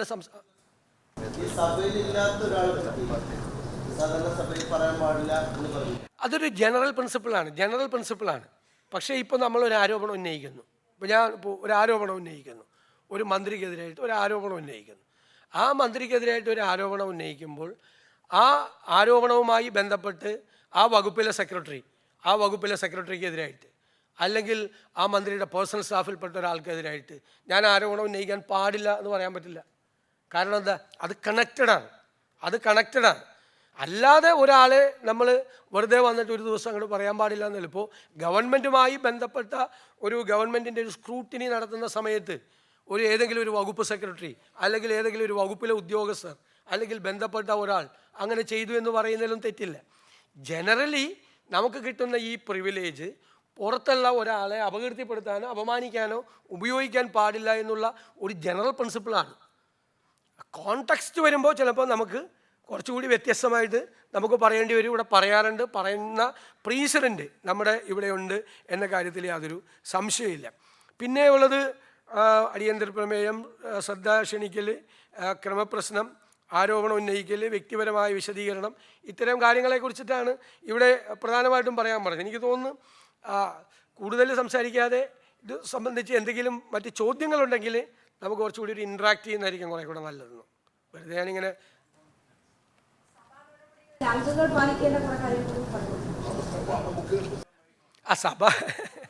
സഭാ നടപടികളിൽ അംഗങ്ങൾ പാലിക്കേണ്ട ഏറ്റവും പ്രധാനപ്പെട്ട ഒരു കാര്യം എന്ന് പറയുന്നത്, ആദ്യം പറയാം, ഒരാൾ പ്രസംഗിക്കുമ്പോൾ അനാവശ്യമായിട്ട് അയാളുടെ പ്രസംഗത്തെ തടസ്സപ്പെടുത്താൻ പാടില്ല എന്നാണ് ഏറ്റവും ഫസ്റ്റായിട്ടുള്ള കാര്യങ്ങൾ. തടസ്സപ്പെടുത്താൻ പാടില്ല എന്നുള്ളതാണ്. പിന്നെ നമ്മൾ പറയുമല്ലോ തടസ്സപ്പെടുത്താൻ പാടില്ല, ഒരിക്കലും പാടില്ല. നമുക്കിപ്പോൾ ഒരാളോട് അങ്ങയോട് ഞാനൊരു ചോദ്യം ചോദിക്കട്ടെ എന്ന് പറയാം, പ്രസംഗിക്കാൻ ആരോട് ചോദിക്കും. ശരിയെന്ന് പറഞ്ഞാൽ അദ്ദേഹം ഇരുന്നാൽ മാത്രമാണ് നമുക്ക് ആ ചോദ്യം ചോദിക്കാനുള്ള അവകാശം. അദ്ദേഹം ഈൽഡ് ചെയ്താൽ മാത്രമാണ്. വഴങ്ങിയാൽ ഐ ആം നോട്ട് ഈൽഡിങ് എന്ന് ഞാൻ പറഞ്ഞാൽ, ഞാൻ വഴങ്ങുന്നില്ല എന്ന് പറഞ്ഞാൽ അവിടെ ഇരിക്കണം. അപ്പോൾ കഴിഞ്ഞ ദിവസം ഞാൻ പറഞ്ഞു, ബാലഗോപാൽ 43 മിനിറ്റ് സംസാരിച്ചു. അതിൻ്റെ ഇടയിൽ ഞാൻ എണീറ്റ് പോലും നിന്നില്ല. ഞാൻ എങ്ങനെ ചോദിച്ചു അദ്ദേഹത്തോട്. അപ്പോൾ അദ്ദേഹം പറഞ്ഞു ഞാനിപ്പോൾ തരുന്നില്ല എന്ന് പറഞ്ഞു. ഞാൻ മിണ്ടിയില്ല. മറിച്ച് അദ്ദേഹം സംസാരിച്ചുകൊണ്ടിരിക്കുമ്പോൾ ഞാൻ എണീറ്റ് നിന്നുകൊണ്ട് ഞാൻ പറഞ്ഞുകൊണ്ടിരിക്കുകയാണ് എനിക്ക് പറയാനുള്ള കാര്യങ്ങൾ. അത് പറയാൻ പാടില്ല, അത് അദ്ദേഹത്തിൻ്റെ പ്രസംഗത്തെ തടസ്സപ്പെടുത്തലാണ്. അദ്ദേഹം വഴങ്ങിയാൽ മാത്രമേ എനിക്ക് ചോദ്യം ചോദിക്കുക. അപ്പോഴാണ് നമ്മുടെ ഇവിടെ മറ്റേ സാധനം എടുക്കുന്നത്, പോയിൻ്റ് ഓഫ് ഓർഡർ. വഴങ്ങാത്തപ്പോൾ അതല്ല point of order. Point of order എടുത്തിട്ട് കഴിഞ്ഞ് കഴിയുമ്പോൾ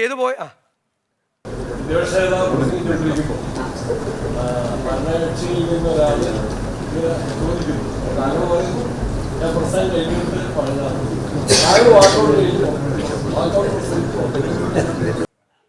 അല്ല, അത് പാടില്ല. നമ്മളിപ്പോൾ അത് കഴിഞ്ഞ് വഴങ്ങാമെന്ന് പറഞ്ഞാൽ അത് കഴിഞ്ഞ് നമ്മൾ വഴങ്ങണം. അല്ല, അതില്ലല്ലോ. അത് പിന്നെ തിരിച്ചു വന്നിട്ട് പറഞ്ഞാലും മതി. വാക്കൗട്ട് സിംബോളിക് അല്ലേ?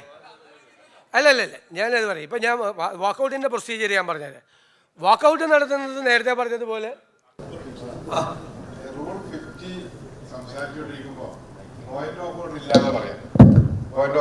ഇപ്പോൾ പ്രതിപക്ഷ നേതാവ് പറഞ്ഞു അങ്ങനെ ഉണ്ടെങ്കിൽ റൂൾ 52(5) അനുസരിച്ച് അപ്പോൾ പോയിന്റ് ഓഫ് ഓർഡർ ഞാൻ പറയാം. അത് ക്ലാരിറ്റി വരുത്തി തരാം. ഞാനും കറക്റ്റാണ് ചോദ്യം. അതായത് നമ്മുടെ ഇവിടെ പാടില്ല എന്നൊരിടത്തും പറയുന്നില്ല. പക്ഷെ നമ്മുടെ ഇവിടുത്തെ പ്രീസിഡൻ്റാണ് റൂൾ 50 ആൾ അവതരിപ്പിച്ച് മന്ത്രി മറുപടി പറഞ്ഞ് വോക്കൗട്ട് നടത്തി പോകുന്നതിൻ്റെ ഇടയ്ക്ക് നമ്മളിവിടെ ഇത് സമ്മതിക്കാറില്ല. നമ്മുടെ പ്രീസിഡൻ്റാണ്. പക്ഷേ അത് കഴിഞ്ഞ് ആ നടപടിക്രമം കഴിഞ്ഞ് ശരിക്കും പറയേണ്ടത് ഈ 303 പ്രസംഗം കഴിഞ്ഞിട്ടാണ് പറയേണ്ടത്.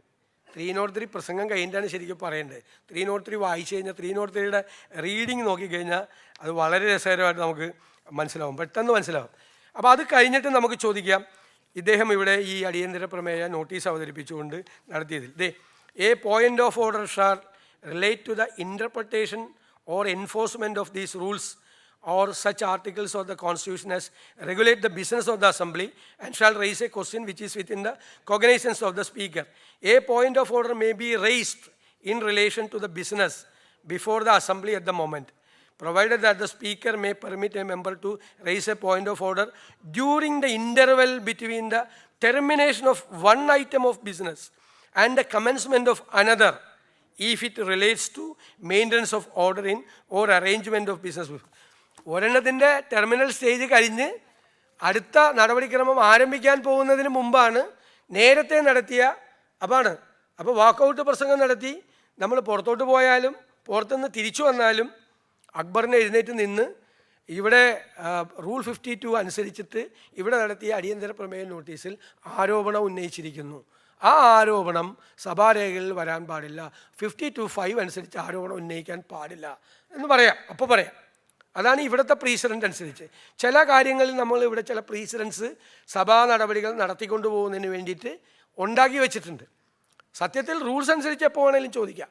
പക്ഷേ പ്രീസിഡൻ്റ് നമ്മൾ സഭാ നടപടികൾ കൃത്യമായി നടത്തിക്കൊണ്ടു പോകുന്നതിന് വേണ്ടിയിട്ടുള്ള ഒരു സംഭവമായിട്ടാണ് നമ്മൾ ചെയ്തിരിക്കുന്നത്.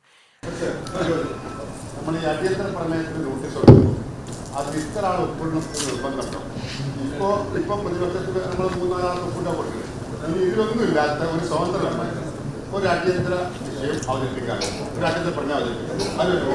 കൊടുക്കാം. പിന്നെ കൊടുക്കണമെന്ന് വേണ്ട തെറ്റ്.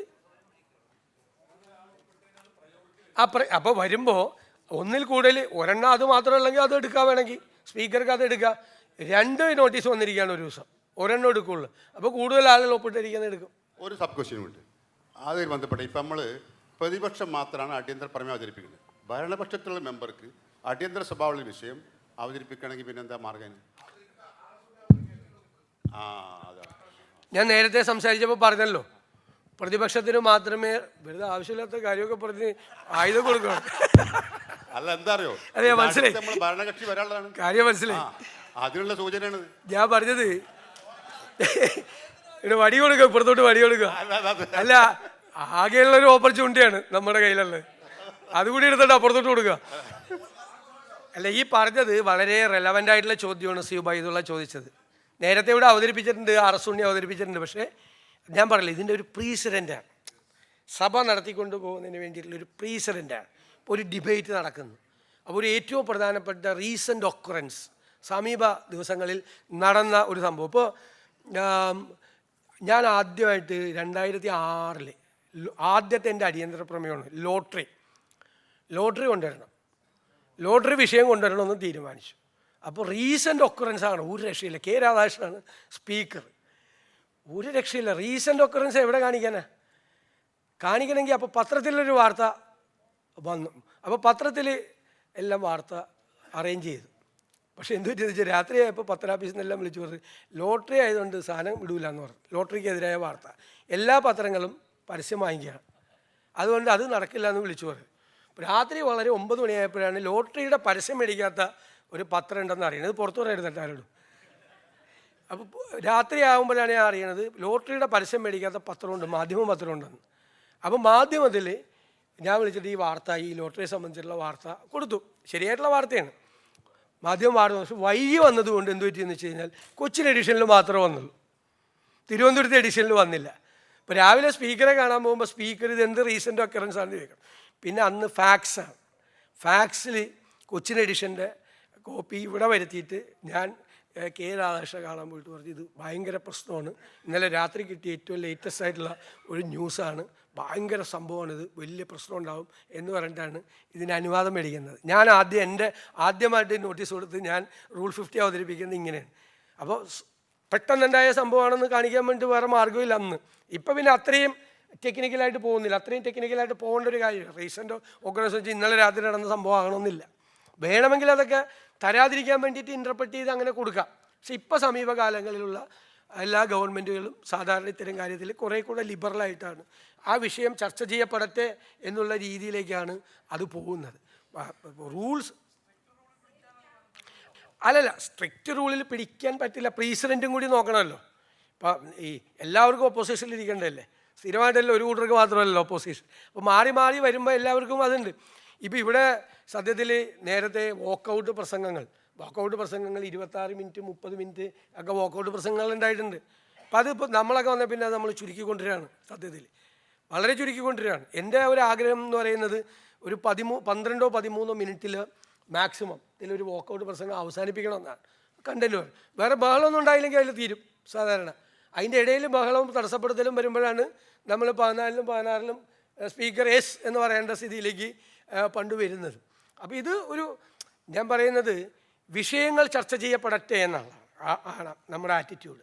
ഡിബേറ്റാണ്, എല്ലാവർക്കും ഓപ്പർച്യൂണിറ്റി ഉണ്ട്, അപ്പുറം അല്ലെങ്കിൽ വേറെ പെടുമ്പോൾ. ഗവൺമെൻറ്റിന് കൂടുതൽ, മന്ത്രിമാർക്ക് കൂടുതൽ ഓപ്പർച്യൂണിറ്റീസ് ഉണ്ട്. അവർക്ക് കഴിഞ്ഞ ദിവസം ശ്രീമതി ചിഞ്ചുറാണി മന്ത്രി നമ്മൾ വഴങ്ങും. അപ്പം ഞാൻ പറയേണ്ടത് ഈ പോയിൻ്റ് ഒന്ന് കഴിയട്ടെ എന്ന് പറയുന്നുണ്ട്. അപ്പോൾ അദ്ദേഹം പുതിയ മെമ്പറായതുകൊണ്ടായിരിക്കാം പോയിൻ്റ് ഓഫ് ഓർഡർ റൈസ്. മന്ത്രിയാണെങ്കിലും വഴങ്ങണ്ട, മന്ത്രിമാർക്ക് സ്പെഷ്യൽ റൈറ്റ് ഇല്ല ഈ വഴങ്ങുന്ന കാര്യത്തിൽ, പ്രത്യേക അവകാശമൊന്നുമില്ല മന്ത്രി. ഇപ്പം എന്നാൽ ചോദിക്കും നമ്മൾ മുഖ്യമന്ത്രി എഴുന്നേറ്റല്ല, മുഖ്യമന്ത്രി എഴുന്നേറ്റാൽ എല്ലാവരും ഇരിക്കും, നാച്ചുറലായിട്ട് ഇരിക്കും. പക്ഷേ റൈറ്റില്ല മുഖ്യമന്ത്രിക്കോ മന്ത്രിമാർക്കോ ഒന്നും. നിൽക്കുന്ന മെമ്പറിനാണ്, ഏതെങ്കിലും ഒരു മെമ്പർ, ബാക്ക് ബെഞ്ചിലുള്ള ഒരു മെമ്പറായിരിക്കും, പുതിയ ആളാണ് തീരുമാനിക്കുന്നത്. അതിന് പാർലമെൻ്ററി ഭാഷയുണ്ട്, I am on my legs എന്നാണ്, ഞാൻ എൻ്റെ കാലിലാണ് നിൽക്കുന്നതെന്നാണ് അതിൻ്റെ ലിറ്ററൽ മലയാളം. പക്ഷെ അതിൻ്റെ അർത്ഥം എന്താണ്? This is my right, I am standing before the house. അപ്പോൾ എന്നെ തടസ്സപ്പെടുത്താനൊന്നും ഒരാൾക്കും യു ഹാവ് നോ റൈറ്റ്. ഞാൻ ഈൽഡ് ചെയ്യണം, ഞാൻ സമ്മതിച്ചിട്ട് നിങ്ങൾക്ക് എന്നോടൊരു ചോദ്യം ചോദിക്കാമെന്നേ. അപ്പോൾ I am on my legs എന്നാണ് എൻ്റെ കൃത്യമായ മറുപടി ശരിക്കും പറഞ്ഞു കഴിഞ്ഞാൽ. ആ 281 മറ്റേ 281 ഒന്നും കൂടി ഒരു ക്ലാരിഫിക്കേഷൻ എന്നുള്ള ഇത് മാത്രമേ ഉള്ളൂ. അതായത് ഈ നേരത്തെ ഇവിടെ ചോദിച്ചല്ല, ശാന്തകുമാരി ചോദിച്ചതിനുള്ള മറുപടിയാണ് പ്രതിഭ പറഞ്ഞത്. എന്തെല്ലാം കാര്യങ്ങളുണ്ടെന്ന് പറയുന്നുണ്ട്. അപ്പോൾ while the assembly sitting a member, ഞാൻ പിന്നെ ഇത് വായിച്ചോളാൻ പറഞ്ഞിട്ടാണ്, shall not read any book, newspaper or letter, എന്നിട്ടൊരു വാചകം കൂടിയുണ്ട്, except in connection with the business of the assembly എന്ന്. അപ്പോൾ ഞാനെപ്പോഴും പത്രവും ബുക്കുമൊക്കെ വായിക്കുമ്പോൾ ഒരു കുറ്റബോധം വരും, 281 വരും. അപ്പോൾ ഞാനതിന് ഒരു സാധനം കണ്ടുവച്ചു, നാളെ പ്രസംഗിക്കാനുള്ള ഒരു പോയിൻ്റ് നോക്കിക്കൊണ്ടിരിക്കുക എന്ന് പറയും പുസ്തകത്തിൽ. അതായത് നമ്മൾ സഭയിൽ സംസാരിക്കുന്നതിൻ്റെ ഏതെങ്കിലുമായിട്ടൊരു കണക്ഷന് വേണ്ടിയിട്ട് നമ്മളൊരു പത്രമോ ഒരു ബുക്കോ വായിക്കാൻ പാടില്ല. അല്ലാതെ നമ്മളെല്ലാവരും പത്രം വീഴ്ച ഇങ്ങനെ വായിച്ചുകൊണ്ടിരിക്കാൻ പാടില്ല എന്നാണ്, ഒന്നും വായിക്കാൻ പാടില്ല എന്നല്ല അതിൻ്റെ അർത്ഥം.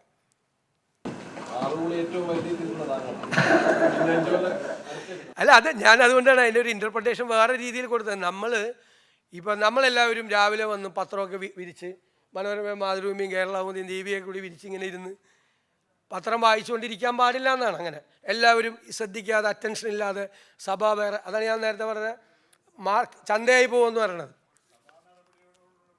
അത് ബഹുമാനക്കുറവ് കൂടിയാവും.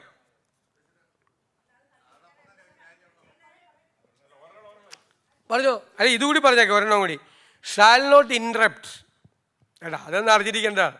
shall not interrupt any member while speaking by disorderly expression or noises or in any other disorderly manner. ഒരാൾ സംസാരിച്ചുകൊണ്ടിരിക്കുമ്പോൾ വെറുതെ ബഹളം ഉണ്ടാക്കരുത്, കേൾക്കണ്ട. വേറൊരു കാര്യം, പ്രതിപക്ഷ മറ്റൊരു പ്രധാനപ്പെട്ട കാര്യം, ഇപ്പം സഭയിൽ പൊതുവെ കണ്ടുവരുന്ന രീതി, സഭയുടെ ഒരു ഓർഡർ കൃത്യമായി പാലിക്കാറില്ല. പലപ്പോഴും അംഗങ്ങൾ കൂട്ടം കൂടിയിരുന്ന് വർത്തമാനം പറയുന്നു, പലപ്പോഴും സീറ്റ് മാറിയിരുന്ന് സംസാരിക്കുന്നു, സംസാരം പലപ്പോഴും ഒരു ഭാഗത്ത് നടക്കുന്നു. സ്പീക്കർ പലപ്പോഴും സഭയിൽ പറയുന്നൊരു പരാതി സ്പീക്കറെ നോക്കി സംസാരിക്കണമെന്നാണ്. പക്ഷേ ത്രൂ സ്പീക്കറാണ് സംസാരിക്കേണ്ടത്. അങ്ങ് കഴിഞ്ഞ ദിവസം സഭയിൽ ഒന്നുകൂടെ ക്ലിയർ ചെയ്തൊരു കാര്യമാണത്. സ്പീക്കറിലൂടെ സംസാരിക്കുന്നുള്ളതാണ്. സഭയിൽ വന്നിരിക്കുമ്പോൾ കാണിക്കുന്ന ഒരാൾ സ്പീക്കറെ വണങ്ങുകയോ ഇറങ്ങിപ്പോകുമ്പോൾ പണ്ട് നേരത്തെ ഉണ്ടായിരുന്നു ഇടയ്ക്ക് സംസാരിക്കുന്നതിനിടയിൽ കടന്നു പോകാതിരിക്കുക. ഇത്തരം കാര്യങ്ങളിൽ സത്യത്തിൽ സഭയിൽ ഇപ്പോൾ കാര്യമായി പലപ്പോഴും സ്പീക്കർ പലപ്പോഴേക്ക് തോന്നുന്നത് കണ്ടാലത് കണ്ടില്ലെന്ന് നടിക്കുന്നതാണ് ശരിയായ പ്രവണത. അല്ല, അതാണ് പ്രതിഭ പറഞ്ഞത്, അത് വായിക്കാൻ പറഞ്ഞത്. അതുകൊണ്ടാണ് റൂൾ 281(3) അതാണ്.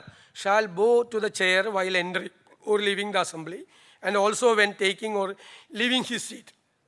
സഭയിൽ വരുമ്പോഴും പോകുമ്പോഴും സീറ്റിൽ നിന്ന് എഴുന്നേൽക്കുമ്പോഴും ഇരിക്കുമ്പോഴും ഒക്കെ നമ്മൾ ഒന്ന് വണങ്ങിയിട്ടിരിക്കണം. അതായത് shall not pass between the chair and any member who is speaking. ഒരാൾ സംസാരിച്ചുകൊണ്ടിരിക്കുന്നതിൻ്റെയും സ്പീക്കറിൻ്റെ ഇടയിൽ കൂടി പാസ് ചെയ്ത് ആരും പാസ് ചെയ്യാൻ പാടില്ല. അത് കൂടുതലാണ്. അത് ഒരു കാരണവശാലും ചെയ്യാൻ പാടില്ല. ഒരു സെക്കൻഡ്, അതൊരു കാരണവശാലും ചെയ്യാൻ പാടില്ല. Shall not leave his seat when the speaker is addressing the assembly. Speaker സംസാരിച്ചുകൊണ്ടിരിക്കുമ്പോൾ നമ്മൾ സീറ്റിൽ നിന്ന് എഴുന്നേറ്റ് പുറത്തോട്ട് പോകരുത്. അല്ലാതെ ഒട്ടും പാടില്ല എന്നല്ല. അത് നമ്മൾ ആളുകൾ സംസാരിച്ചുകൊണ്ടിരിക്കുമ്പോൾ നമുക്ക് പുറത്തോട്ട് പോവാം എന്നാണ് അതിൻ്റെ അർത്ഥം. Shall always address the chair എന്നാണ് നേരത്തെ പറഞ്ഞ പോയിൻ്റാണ്. അതാണ് ഞാൻ കഴിഞ്ഞ ദിവസം എൻ്റെ ഒരു ഇൻ്റർപ്രിട്ടേഷൻ കൊടുത്തത്. Shall always address the speaker എന്ന് പറഞ്ഞു കഴിഞ്ഞാൽ നമ്മൾ സ്പീക്കറിനെ അഭിസംബോധന ചെയ്തുകൊണ്ടാണ് സംസാരിക്കുന്നത്. സാർ എന്നുള്ള നമ്മുടെ പ്രസംഗം തുടങ്ങണത് അതിനാണ് സാർ എന്ന് വെച്ചാൽ എന്താ, നമ്മൾ ആരോടാണ് സംസാരിക്കണത്? നമ്മൾ സ്പീക്കറോടാണ് സംസാരിക്കണത്.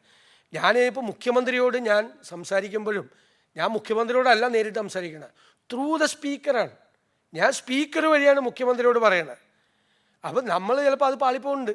ഇപ്പോൾ ഞാൻ കഴിഞ്ഞ ദിവസം പറഞ്ഞു, മുഖ്യമന്ത്രി നിങ്ങളാണ് ഒന്നാം പ്രതി എന്ന് പറയാം. അല്ലെ, മുഖ്യമന്ത്രി എന്ന് പറയില്ല, നിങ്ങളാണ് ഒന്നാം പ്രതി എന്ന് പറഞ്ഞ സ്പീക്കറാണ് ഒന്നാം പ്രതി അല്ല. അപ്പോൾ ഞാനത് സ്പെസിഫിക്കായിട്ട് പറയണം, സാർ ഈ മുഖ്യമന്ത്രിയാണ് ഒന്നാം പ്രതി എന്ന് വെച്ചാൽ അദ്ദേഹത്തോടാണ് ഞാൻ പറയുന്നത്, സ്പീക്കറോടാണ് ഞാൻ എല്ലാ അംഗങ്ങളും അഡ്രസ്സ് ചെയ്യണം. ഷാൽ അഡ്രസ് ദ സ്പീക്കർ എന്നാണ്. അപ്പോൾ അപ്പം ഇപ്പം മുഖത്ത് നോക്കി പറയണം എന്ന് പറയണത് ഈ സഭാ നടപടികൾ സംഘർഷമില്ലാതെ പോകാൻ വേണ്ടിയിട്ടാണ് അദ്ദേഹം പറഞ്ഞത്. അല്ലാതെ മുഖത്ത് നോക്കി സംസാരിക്കണമെന്നല്ല റൂളിലുള്ളത്. അപ്പം നമ്മളിപ്പോൾ അങ്ങോട്ടും ഇങ്ങോട്ടും നോക്കുമ്പോഴാണുള്ള ഈ പോര് വന്നത്. അപ്പോൾ പറയുന്നത് തിരിച്ചവിടെ നിന്ന് ഇങ്ങോട്ട് വരുന്നത്, കമൻറ്റ് വരുന്നത്. സ്പീക്കർ അത് ഒഴിവാക്കാൻ വേണ്ടിയിട്ടാണ് എന്നെ നോക്കി സംസാരിച്ചോളാൻ പറയുന്നത്. പിന്നെ നമ്മൾ പറയുമ്പോൾ എന്തൊക്കെ പറയാലും സ്പീക്കർ നോക്കി സംസാരിക്കുമ്പോൾ നമുക്കൊരു മൃദുത്വം വരും. എൻ്റെയൊക്കെ പ്രശ്നം അതാണ്. സ്പീക്കറെ മാത്രം നോക്കി സംസാരിച്ചാൽ സ്പീക്കർ ഇടയ്ക്ക് ചിരിക്കും, സ്പീക്കർ ഇടയ്ക്ക് തലയാട്ടും. അപ്പം നമ്മുടെ അഗ്രഷൻ പോവും. അന്ന് എനിക്ക് മുഖ്യമന്ത്രി ഇരിക്കുകയാണ്, മന്ത്രിമാരെല്ലാം ഇരിക്കുകയാണ്, നിങ്ങളൊക്കെ അവിടെ ഇരിക്കുന്നത് കാണുമ്പോഴേക്കും ഞാൻ പറഞ്ഞ ഞാൻ മാത്രമല്ല അപ്പുറത്തും ഇപ്പുറത്തും ഇരിക്കുന്നവർക്ക് ഒരു അഗ്രഷൻ കൂടും. അത് മനസ്സിലായതുകൊണ്ടാണ് ഞാൻ അന്ന് ഈ റൂൾ 81(6) ഞാനൊന്ന് ഇൻ്റർപ്രറ്റ് ചെയ്തത് വേറെ രീതിയിൽ. കാരണം നമുക്കൊരു അഗ്രഷൻ വരണ്ടേ. സ്പീക്കറെ മുഖത്ത് നോക്കി ഒരു അഗ്രഷൻ വരില്ല ആണ്. എന്നാലും പുറത്തോട്ട് നോക്കും. അത് ശരിക്കും ഏറ്റവും കൂടുതൽ സ്പീക്കറെ നോക്കി സംസാരിച്ചിരുന്ന ഒരാൾ കോടിയേരി ബാലകൃഷ്ണനായിരുന്നു. അനങ്ങില്ല സ്പീക്കറെ മുഖത്ത് നോക്കി അനങ്ങാതെ പറയും. അനങ്ങാതെ ഇങ്ങനെ പറഞ്ഞുകൊണ്ടിരിക്കും. രമേശും ഏറ്റവും കൂടുതൽ സമയം സ്പീക്കറെ നോക്കി സംസാരിക്കുന്ന ഒരാളാണ്. കോടിയേരി ഇങ്ങോട്ട് നോക്കണ പ്രശ്നമില്ല, ഈ സൈഡിലേക്ക് നോക്കൂല. ഓരോരുത്തരുടെ ഓരോ രീതിയല്ലേ, ഓരോരുത്തരുടെ രീതിയും. ഒരു കാര്യം ചോദിച്ചു, അതായത് ഈ സഭയിലെ ഒരു അംഗത്തിൻ്റെ ഏറ്റവും വലിയ അവകാശം എന്ന് പറയുന്നത് പ്രസംഗിക്കാനുള്ള അല്ലെങ്കിൽ സംസാരിക്കാനുള്ള ഒരു റൈറ്റാണ്. ആ റൈറ്റ് ടേക്ക് ഓഫ് ചെയ്യാൻ പറ്റുന്ന, ഞാൻ ഈ റൂൾസ് ഓഫ് പ്രൊസീജിയർ നോക്കി 287 ആണ്. ആ 287 പ്രകാരമാണ് ഒരു സഭാംഗത്തിൻ്റെ പ്രസംഗത്തെ സ്റ്റോപ്പ് ചെയ്യാനുള്ള പവർ ഉള്ളത്. അതൊന്ന് ഇൻ്റർപ്രറ്റ് ചെയ്ത് ഒന്ന് എക്സ്പ്ലെയിൻ ചെയ്യാൻ പറ്റുമോ? കാരണം ഏത് കോണ്ടെക്സ്റ്റിൽ ആണ് ഒരു അംഗത്തിൻ്റെ പ്രസംഗം നിർത്താൻ ആവശ്യപ്പെടാൻ പറ്റുന്നത്? ഞാൻ പറയാം, അപ്പോൾ അത് റൂൾസ് വയലേറ്റ് ചെയ്ത് കഴിഞ്ഞാൽ നിർത്താൻ പറയാം. റൂൾസ് വയലേറ്റ് ചെയ്ത് കഴിഞ്ഞാൽ നിർത്താൻ പറയാം. അതിൻ്റെ അകത്ത് ടൂൾ 87 പറയുന്നത് the speaker after having called the attention of the assembly to the conduct of a member who persists in irrelevance or in tedious repetition, either of his own arguments or of the arguments used by other members in debate, may direct him to discontinue his speech. അപ്പോൾ അതൊരു ഡിസ്ക്രിഷനാണ് സ്പീക്കർക്ക്. Irrelevant ആയിട്ടുള്ള കാര്യം പറയുക അല്ലെങ്കിൽ വെറുതെ അനാവശ്യമായിട്ടുള്ള വാദമുഖങ്ങൾ ഉന്നയിക്കുകയും ചെയ്താൽ ഒരു ഡിസ്ക്രിഷൻ സ്പീക്കർക്ക് ഉണ്ട്. ഇറലവൻസും റിപ്പീറ്റീഷനും തടയാൻ വേണ്ടിയിട്ട് 2. മൂന്നാമത്, ഈ റൂൾസ് എല്ലാം എവിടെ വയലേറ്റ് ചെയ്താലും അപ്പോൾ സ്പീക്കർക്ക് പറയാം. എവിടെ റൂൾ വയലേറ്റ് ചെയ്ത് കഴിഞ്ഞാലും പറയാം. ഇപ്പോൾ ഞാൻ പറഞ്ഞല്ലോ നേരത്തെ, ഇപ്പോൾ റൂൾ 52(5) ഞാൻ അഴിമതി ഒരു മാത്യു കൊളനാട് ഒരു അടിയന്തര പ്രമേയം അവതരിപ്പിച്ചുകൊണ്ടിരിക്കുന്ന സമയത്ത് ഒരു അഴിമതി ആരോപണം ഉന്നയിച്ചാൽ സ്പീക്കർക്ക് പറയാം, നിങ്ങൾ എഴുതി തന്നിട്ടില്ല, മാത്രമല്ല റൂൾ 50 അനുസരിച്ച് നിങ്ങൾ അടിയന്തര പ്രമേയത്തിന് നോട്ടീസ് കൊടുക്കുമ്പോൾ നിങ്ങളൊരു അഴിമതി ആരോപണം നിങ്ങൾ ഉന്നയിക്കാൻ പാടില്ല എന്ന് പറഞ്ഞുകൊണ്ട് വേണമെങ്കിൽ നിങ്ങളുടെ പ്രസംഗത്തെ തടസ്സപ്പെടുത്താം, അല്ലെങ്കിൽ ആ പ്രസംഗത്തെ അതിൽ നിന്ന് മാറ്റാം. പിന്നെ നമ്മൾ ലെജിസ്ലേഷൻ സമയത്ത് സത്യത്തിൽ എല്ലാ പ്രസംഗവും രേഖയിൽ നിന്നും മാറ്റേണ്ടതാണ്. ലെജിസ്ലേഷൻ സമയത്ത് അത് മാത്രമേ പറയാൻ പാടുള്ളൂ, അല്ലാതെ വേറെ ഒരു കാര്യവും പറയുന്നില്ല. ജനറൽ പ്രിൻസിപ്പിൾസ് ഉണ്ട് ലെജിസ്ലേഷൻ്റെ, വളരെ കൃത്യമായിട്ട് അത് മാത്രം. നമ്മളിപ്പോൾ എല്ലാ രാഷ്ട്രീയവും പുതുപ്പള്ളിയും പറയുന്നുണ്ട്, വളരെ കൃത്യമായിട്ട് പറയുന്നുണ്ട്. 151 കറക്റ്റായിട്ട് പറയുന്നുണ്ട്, ഇത് പറയാൻ പാടില്ല എന്ന് പറയുന്നുണ്ട്. പക്ഷെ നമ്മളത് ശ്രദ്ധിക്കാതെ സാധാരണ ഇതെല്ലാം പറഞ്ഞു പോകും.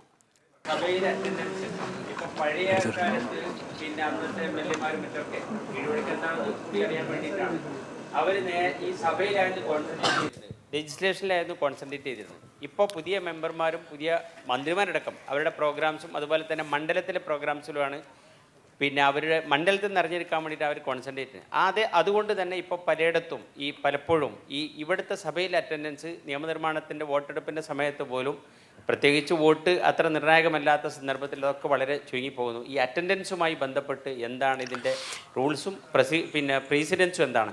ഇത് കുറച്ച് മുമ്പ് ഞാൻ മുഖ്യമന്ത്രിയോട് പറഞ്ഞൊരു പോയിൻ്റാണ്. കാരണം നമ്മൾ ഈ പഴയ ആളുകളുടെയൊക്കെ നോക്കുമ്പോൾ അവരൊന്നും അവരുടെ നിയമസഭാ മണ്ഡലത്തിൽ പോയി ഇപ്പോൾ നമ്മൾ ചെയ്യുന്ന ജോലിയൊന്നും ചെയ്തവരല്ല പലരും. എല്ലാവരെയും നമ്മൾ ജനറലൈസ് ചെയ്യാൻ പാടില്ല. പലരും അതൊന്നും ചെയ്തിട്ടില്ല, നമ്മളൊന്നും ചെയ്യണ പോലെ ചെയ്തിട്ടില്ല, അല്ലേ?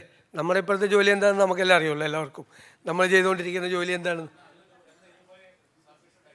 അല്ല ഞാൻ മാത്രമല്ല അവർക്ക് കൂടുതൽ സമയം, കൂടുതൽ ടൈം ഇതിനു വേണ്ടി ചെലവഴിക്കാം. പിന്നെ അവരെല്ലാം വലിയ ലോയേഴ്സും വലിയ അധ്യാപക ശ്രേഷ്ഠരും വലിയ പ്രഗത്ഭരുമൊക്കെ ആയിരുന്ന ആളുകളാണ്. പ്രൊഫഷൻ കൂടി ഇതോടൊപ്പം കൊണ്ടുപോയിരുന്ന ആളുകളാണ്. സഭയുടെ സമയത്ത് മാത്രമാണ് അവർ വന്നിരുന്നത്. ആ സമയത്ത് നമ്മൾ ഈ നിയോജക മണ്ഡലത്തിലേക്കുള്ള ഓട്ടവും മറ്റു കാര്യങ്ങളുമില്ല. പക്ഷേ എൻ്റെ അഭിപ്രായത്തിൽ ഇത് രണ്ടും ഒരുമിച്ച് നമുക്ക് ബാലൻസ് ചെയ്ത് കൊണ്ടുപോകാൻ പറ്റും.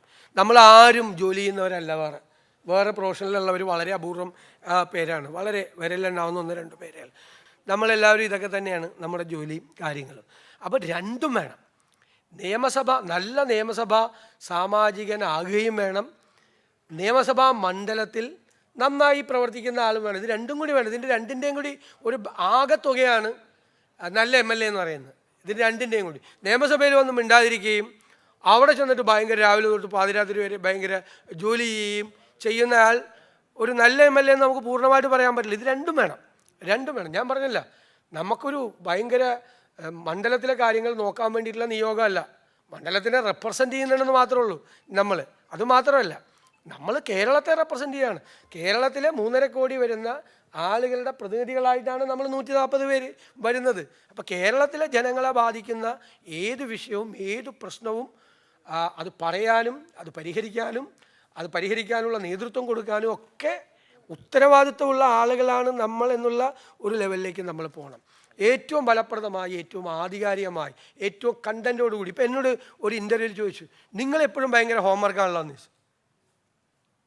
ഇപ്പോൾ മുഖ്യമന്ത്രി പറഞ്ഞല്ലോ ഗ്രഹപാഠം, നിങ്ങളെപ്പോഴും ഭയങ്കര ഹോംവർക്കാണല്ലോ എന്ന് ചോദിച്ചു. ഞാൻ അതിന് പറഞ്ഞ മറുപടി, എൻ്റെ അറിവില്ലായ്മയെക്കുറിച്ച് ഈ നാട്ടിൽ ഏറ്റവും നന്നായിട്ട് അറിയാവുന്ന ആൾ ഞാൻ തന്നെയാണ്. നമുക്കറിയാമെങ്കിൽ നമ്മൾ ഹോംവർക്ക് ചെയ്യാൻ പോവോ? അറിയാമെങ്കിൽ നമ്മൾ സാധാരണ പൊതുയോഗത്തിൽ പ്രസംഗിക്കാൻ പോകാൻ നേരത്ത് വല്ലതും നോക്കാറുണ്ട്. നമ്മൾ പാർട്ടികളുടെ പൊതുയോഗത്തിൽ സംസാരിക്കാൻ പോകാൻ നേരത്ത് നമ്മളെടുത്ത് വല്ലതും നോക്കിയിട്ടാണ് പോണത്? അല്ലല്ലേ. എന്തെങ്കിലും സംശയം ഉണ്ടെങ്കിൽ ആരുടെങ്കിലും വിളിച്ച് ചോദിക്കും.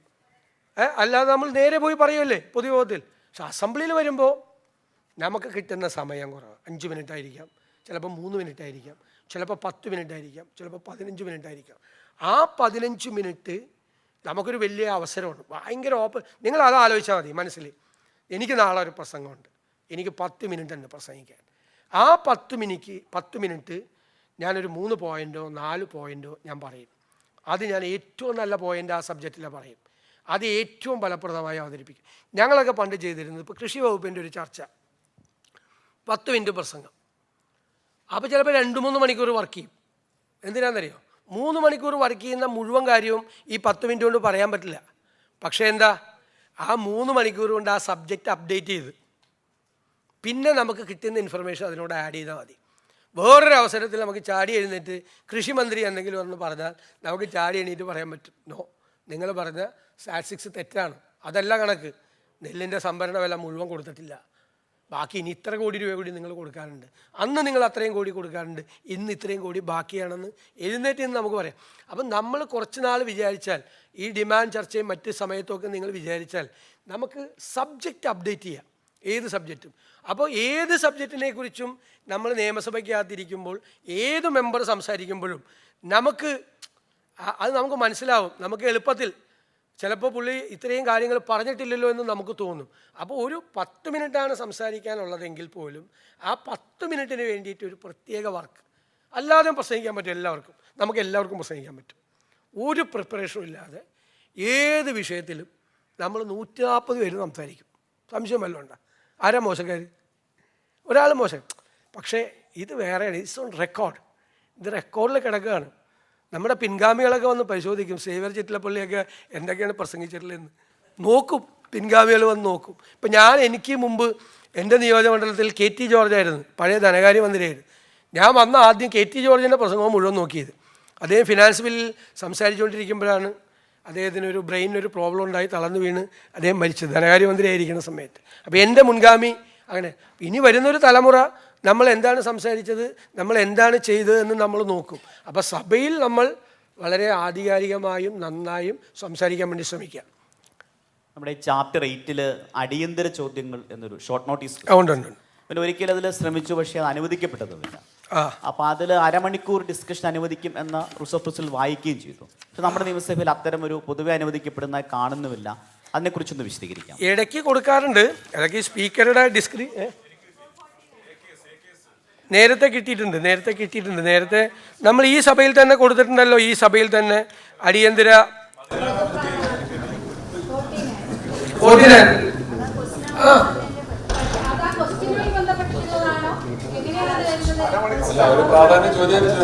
അല്ല, ഹാഫ് ആൻ അവർ ഡിസ്കഷൻ വേറെയാണ്.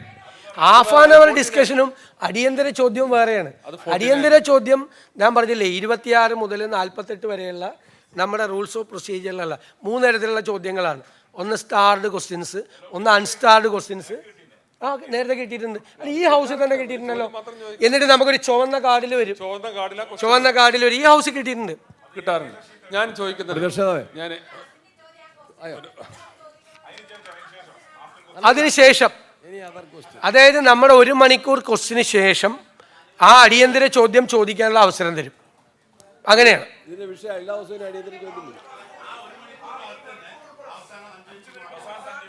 ഞാൻ പറഞ്ഞുതരാം. സ്റ്റാർഡ് ചോദ്യത്തിനും അൺസ്റ്റാർഡ് ചോദ്യത്തിനും ഒരു പ്രൊസീജിയർ ഉണ്ടല്ലോ. 12 ദിവസം മുമ്പ് നോട്ടീസ് കൊടുക്കണം എന്നുള്ള പ്രൊസീജിയർ ഉണ്ടല്ലോ. ആ പ്രൊസീജിയർ ഇല്ലാതെ ഒരു അടിയന്തര സാഹചര്യം വന്നാൽ പെട്ടെന്ന് അടിയന്തരമായിട്ട് സ്പീക്കറെ സമീപിച്ച് ചോദ്യം കൊടുത്തു കഴിഞ്ഞാൽ അടിയന്തര ചോദ്യം അനുവദിക്കും. അടിയന്തര ചോദ്യം ആ ക്വസ്റ്റ്യൻ അവർ കഴിഞ്ഞിട്ടുള്ള സമയത്താണ്. ആണ്. പക്ഷെ സാധാരണ ചെയ്യുന്നത് ഡെയിലി പ്രൊസീജിയർ ഉണ്ടല്ലോ, ഡെയിലി ചോദ്യോത്തരത്തിൻ്റെ ലാസ്റ്റ് 5 മിനിറ്റ്, അതാണ് ആ 1 മണിക്കൂറിൽ. ഞാൻ പറഞ്ഞുതരാം, നിങ്ങൾ എല്ലാവരും പറയുന്നുണ്ട്. ഞാൻ പറഞ്ഞുതരാം. 9 മണിക്ക് നമ്മൾ വന്ന് 9 മണി തൊട്ട് 10 മണി വരെ ചോദ്യോത്തര വേളയാണ്. ചോദ്യോത്തര വേളയുടെ അകത്ത് തന്നെ നിന്നുകൊണ്ട്, അല്ലാതെ 10 മണിക്കല്ല കൊടുക്കുന്നത്, 9:55 കൊടുക്കും. 9:55 കൊടുക്കും ചോദിക്കാനുള്ളത്. ചോദ്യോത്തര ഡെയിലി വന്നിരിക്കുന്ന ചോദ്യങ്ങൾ സ്പീക്കർ 55 മിനിറ്റ് കൊണ്ട് തീർത്തിട്ട് 55ാമത്തെ മിനിറ്റാണ് സാധാരണ ഇത് ചെയ്യാറുള്ളത്. എനിക്ക് ഒരു സംഗതി ശ്രദ്ധയിൽപ്പെടുത്താനുള്ളത്, ഇപ്പോൾ നമ്മൾ ഈ പാർലമെൻ്ററി പ്രൊസീഡിങ്സ് ഒക്കെ നോക്കുമ്പോൾ ഏതെങ്കിലും റെലവൻ്റ് ആയിട്ടുള്ള ഏറ്റവും പ്രധാനപ്പെട്ട വിഷയത്തിൽ ഒരു പ്രൈവറ്റ് മെമ്പർ ബില്ല് കൊണ്ടുവന്നിട്ടാണ് പാർലമെൻറ്റിൽ അത് ഗവൺമെൻറ്റിൻ്റെ ശ്രദ്ധയിൽ വരുന്നത്, അല്ലെങ്കിൽ ആ നിയമം അനുവദിക്കണോ വേണ്ടേ എന്ന് പറയുന്നത്. പ്രൈവറ്റ് മെമ്പേഴ്സ് ബില്ല് സാധാരണയുള്ള നടപടിക്രമങ്ങളുടെ ഭാഗമായിട്ട് തന്നെയാണ് പാർലമെൻറ്റിൽ വരുന്നത്. അതിൻ്റെ ഒരു റെലവൻസ് ഉണ്ട്. അപ്പം നമ്മൾ അതേപോലെ കേരളത്തിൽ ഒരു പ്രസക്തമായ വിഷയം വന്ന ഒരു പ്രൈവറ്റ് മെമ്പർ ബില്ല് കൊടുത്താൽ അതിൻ്റെ അധോഗതി അറിയാം. വെള്ളിയാഴ്ച പരമാവധി നമ്മളെല്ലാവരും കൂടി തന്നെ തീരുമാനിച്ചിട്ട് വെള്ളിയാഴ്ച സഭ ഉണ്ടാവില്ല, പിന്നെ അടുത്ത ദിവസം റെസൊല്യൂഷൻ, അങ്ങനെ അത് തിരിഞ്ഞു മറിഞ്ഞു പോയിട്ട് ഈ 5 കൊല്ലം ചിലപ്പോൾ അത് എടുത്താലായി എന്നൊരവസ്ഥയാണ്. ഇതിനൊരു മാറ്റം വരേണ്ടതല്ലേ? ഒരു നിയമനിർമ്മാണത്തിൽ ഈ മെമ്പേഴ്സിൻ്റെ ഒരു പ്രാവീണ്യം പ്രകടിപ്പിക്കേണ്ടത് അയാളൊരു ബില്ല് അവതരിപ്പിച്ചുകൊണ്ട് ആണല്ലോ, ഒരു ബില്ല് ഡ്രാഫ്റ്റ് ചെയ്യുമ്പോൾ, ബില്ല് അവതരിപ്പിക്കുമ്പോൾ. പക്ഷേ നമുക്ക് നമ്മുടെ നിയമസഭ ഇതിലൊക്കെ വളരെ മുന്നിലാണെങ്കിലും ഈ കാര്യത്തിൽ വളരെ ഈ സമീപകാലത്തായിട്ടാണ്. പക്ഷേ ഈ ഷംസു ചോദിച്ച ചോദ്യത്തിന് ഉത്തരവും പറഞ്ഞു, നമ്മളൊക്കെ കൂടി തന്നെയാണ് വെള്ളിയാഴ്ച കളയണമെന്ന്. ആ വ്യാഴാഴ്ച അവസാനിപ്പിക്കാന്ന് പറയുന്നത്.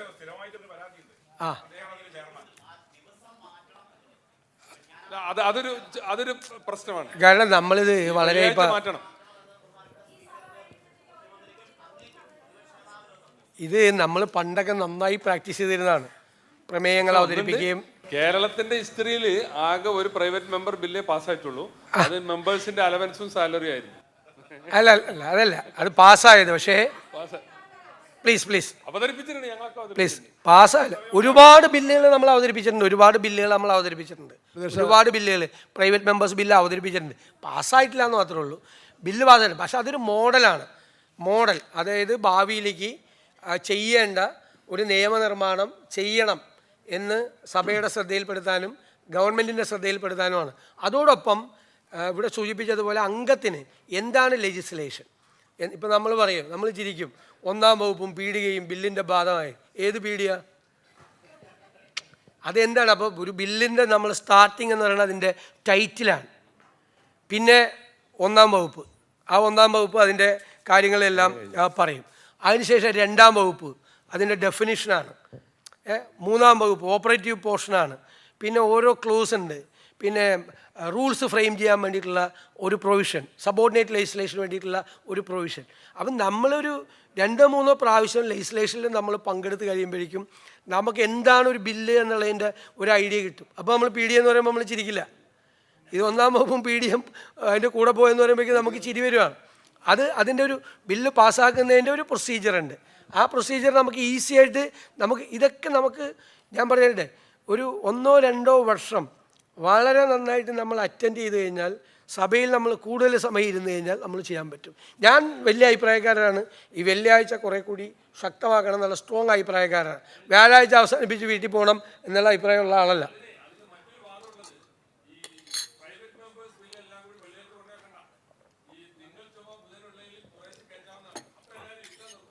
അതെ, ശരിക്കുള്ള 5 ബില്ല് പാസ്സാക്കുന്ന ദിവസമാണ് 6-ാമത്തെ ബില്ല് പറയണത്. ഈ 5 ബില്ലൊന്നും ഒരിക്കലും പറയാൻ പാടില്ലാത്തതാണ്. ഇപ്പം ഈ കഴിഞ്ഞ 4 ദിവസം ചെയ്തതിനോട് ഒരു യോജിപ്പില്ലാത്ത ആളാണ് ഞാൻ. I express my decent. അതിൽ BSc ഞാൻ പറഞ്ഞാണ് ചെയ്യാൻ പാടില്ല. കാരണം കുറേ കൂടി സ്മൂത്തായിട്ടാണ് പോകേണ്ടത് ലെജിസ്ലേഷൻ.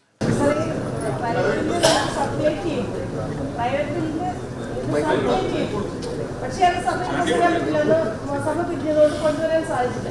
പിന്നീട് ലോട്ടിടുമ്പോൾ അത്തരത്തിലുള്ള ബില്ലുകളുടെ ലോട്ടിന് പ്രയോറിറ്റി കൊടുക്കാം. തീർച്ചയായിട്ടും കൊടുക്കേണ്ടതാണ്. ഒരു പ്രാവശ്യം അത് കറക്റ്റാണ്. I agree with you. അതായത് ഉറപ്പാണ്, അത് ചെയ്യേണ്ടതാണ്. അതിനൊരു പ്രയോറിറ്റി കൊടുക്കേണ്ടതാണ്. സർക്കുലേറ്റ് ചെയ്ത് അന്ന് എനിക്ക് അവതരിപ്പിക്കാൻ പറ്റിയില്ല. പിന്നീട് എനിക്ക് അവസരം ഈ 5 വർഷം കിട്ടുന്നില്ല. അതെന്റെ ഒരു അവകാശത്തിന്റെ ഒരു അതൊന്ന് പരിഗണിക്കേണ്ടതാണ്. ഒരു സെക്കൻഡ്, ഈ ഏത് തരം ചോദ്യങ്ങൾ ചോദിക്കാൻ പാടില്ല, what kind of A question cannot be raised എന്നതും ചോദ്യങ്ങളുടെ ക്ലബിങ്ങും അതേ സ്വഭാവത്തിലുള്ള ചോദ്യങ്ങൾ ഇപ്പം നേരത്തെ മുതൽ ക്ലബിങ് ഇപ്പം അനുവദിക്കുന്നില്ല. അത് അനുവദിക്കേണ്ടതല്ലേ? അതായത് റൂൾ 36(2) ആണ് ഏതെല്ലാം ചോദ്യങ്ങളാണ് അനുവദിക്കപ്പെടേണ്ടതെന്ന് ചോദിക്കുന്നത്. അത് A തൊട്ട് U വരെ ഉണ്ട്. ഒരുപാട് കാര്യങ്ങളുണ്ട്. ചോദ്യം പരിഗണിക്കാതിരിക്കാൻ അല്ല റിജക്റ്റ് ചെയ്യാൻ വേണ്ടിയിട്ട് ചോദ്യം ചെയ്യാൻ വേണ്ടിയിട്ടുള്ള പ്രൊസീജിയറുണ്ട്. പിന്നെ സമാന്തരമായ ചോദ്യങ്ങൾ ക്ലബ് ചെയ്യുക, നമ്മൾ എഴുതി കൊടുക്കണം. നമ്മൾ എഴുതി കൊടുത്തു കഴിഞ്ഞാൽ ക്ലബ് ചെയ്യുക. ഇപ്പോൾ ചിലപ്പോൾ നമ്മുടെ 8ാമത്തെ ചോദ്യം ഇരിക്കാമെന്ന്, അത് ഒരു കാരണവശാലും ഫ്ലോറിൽ വരില്ല.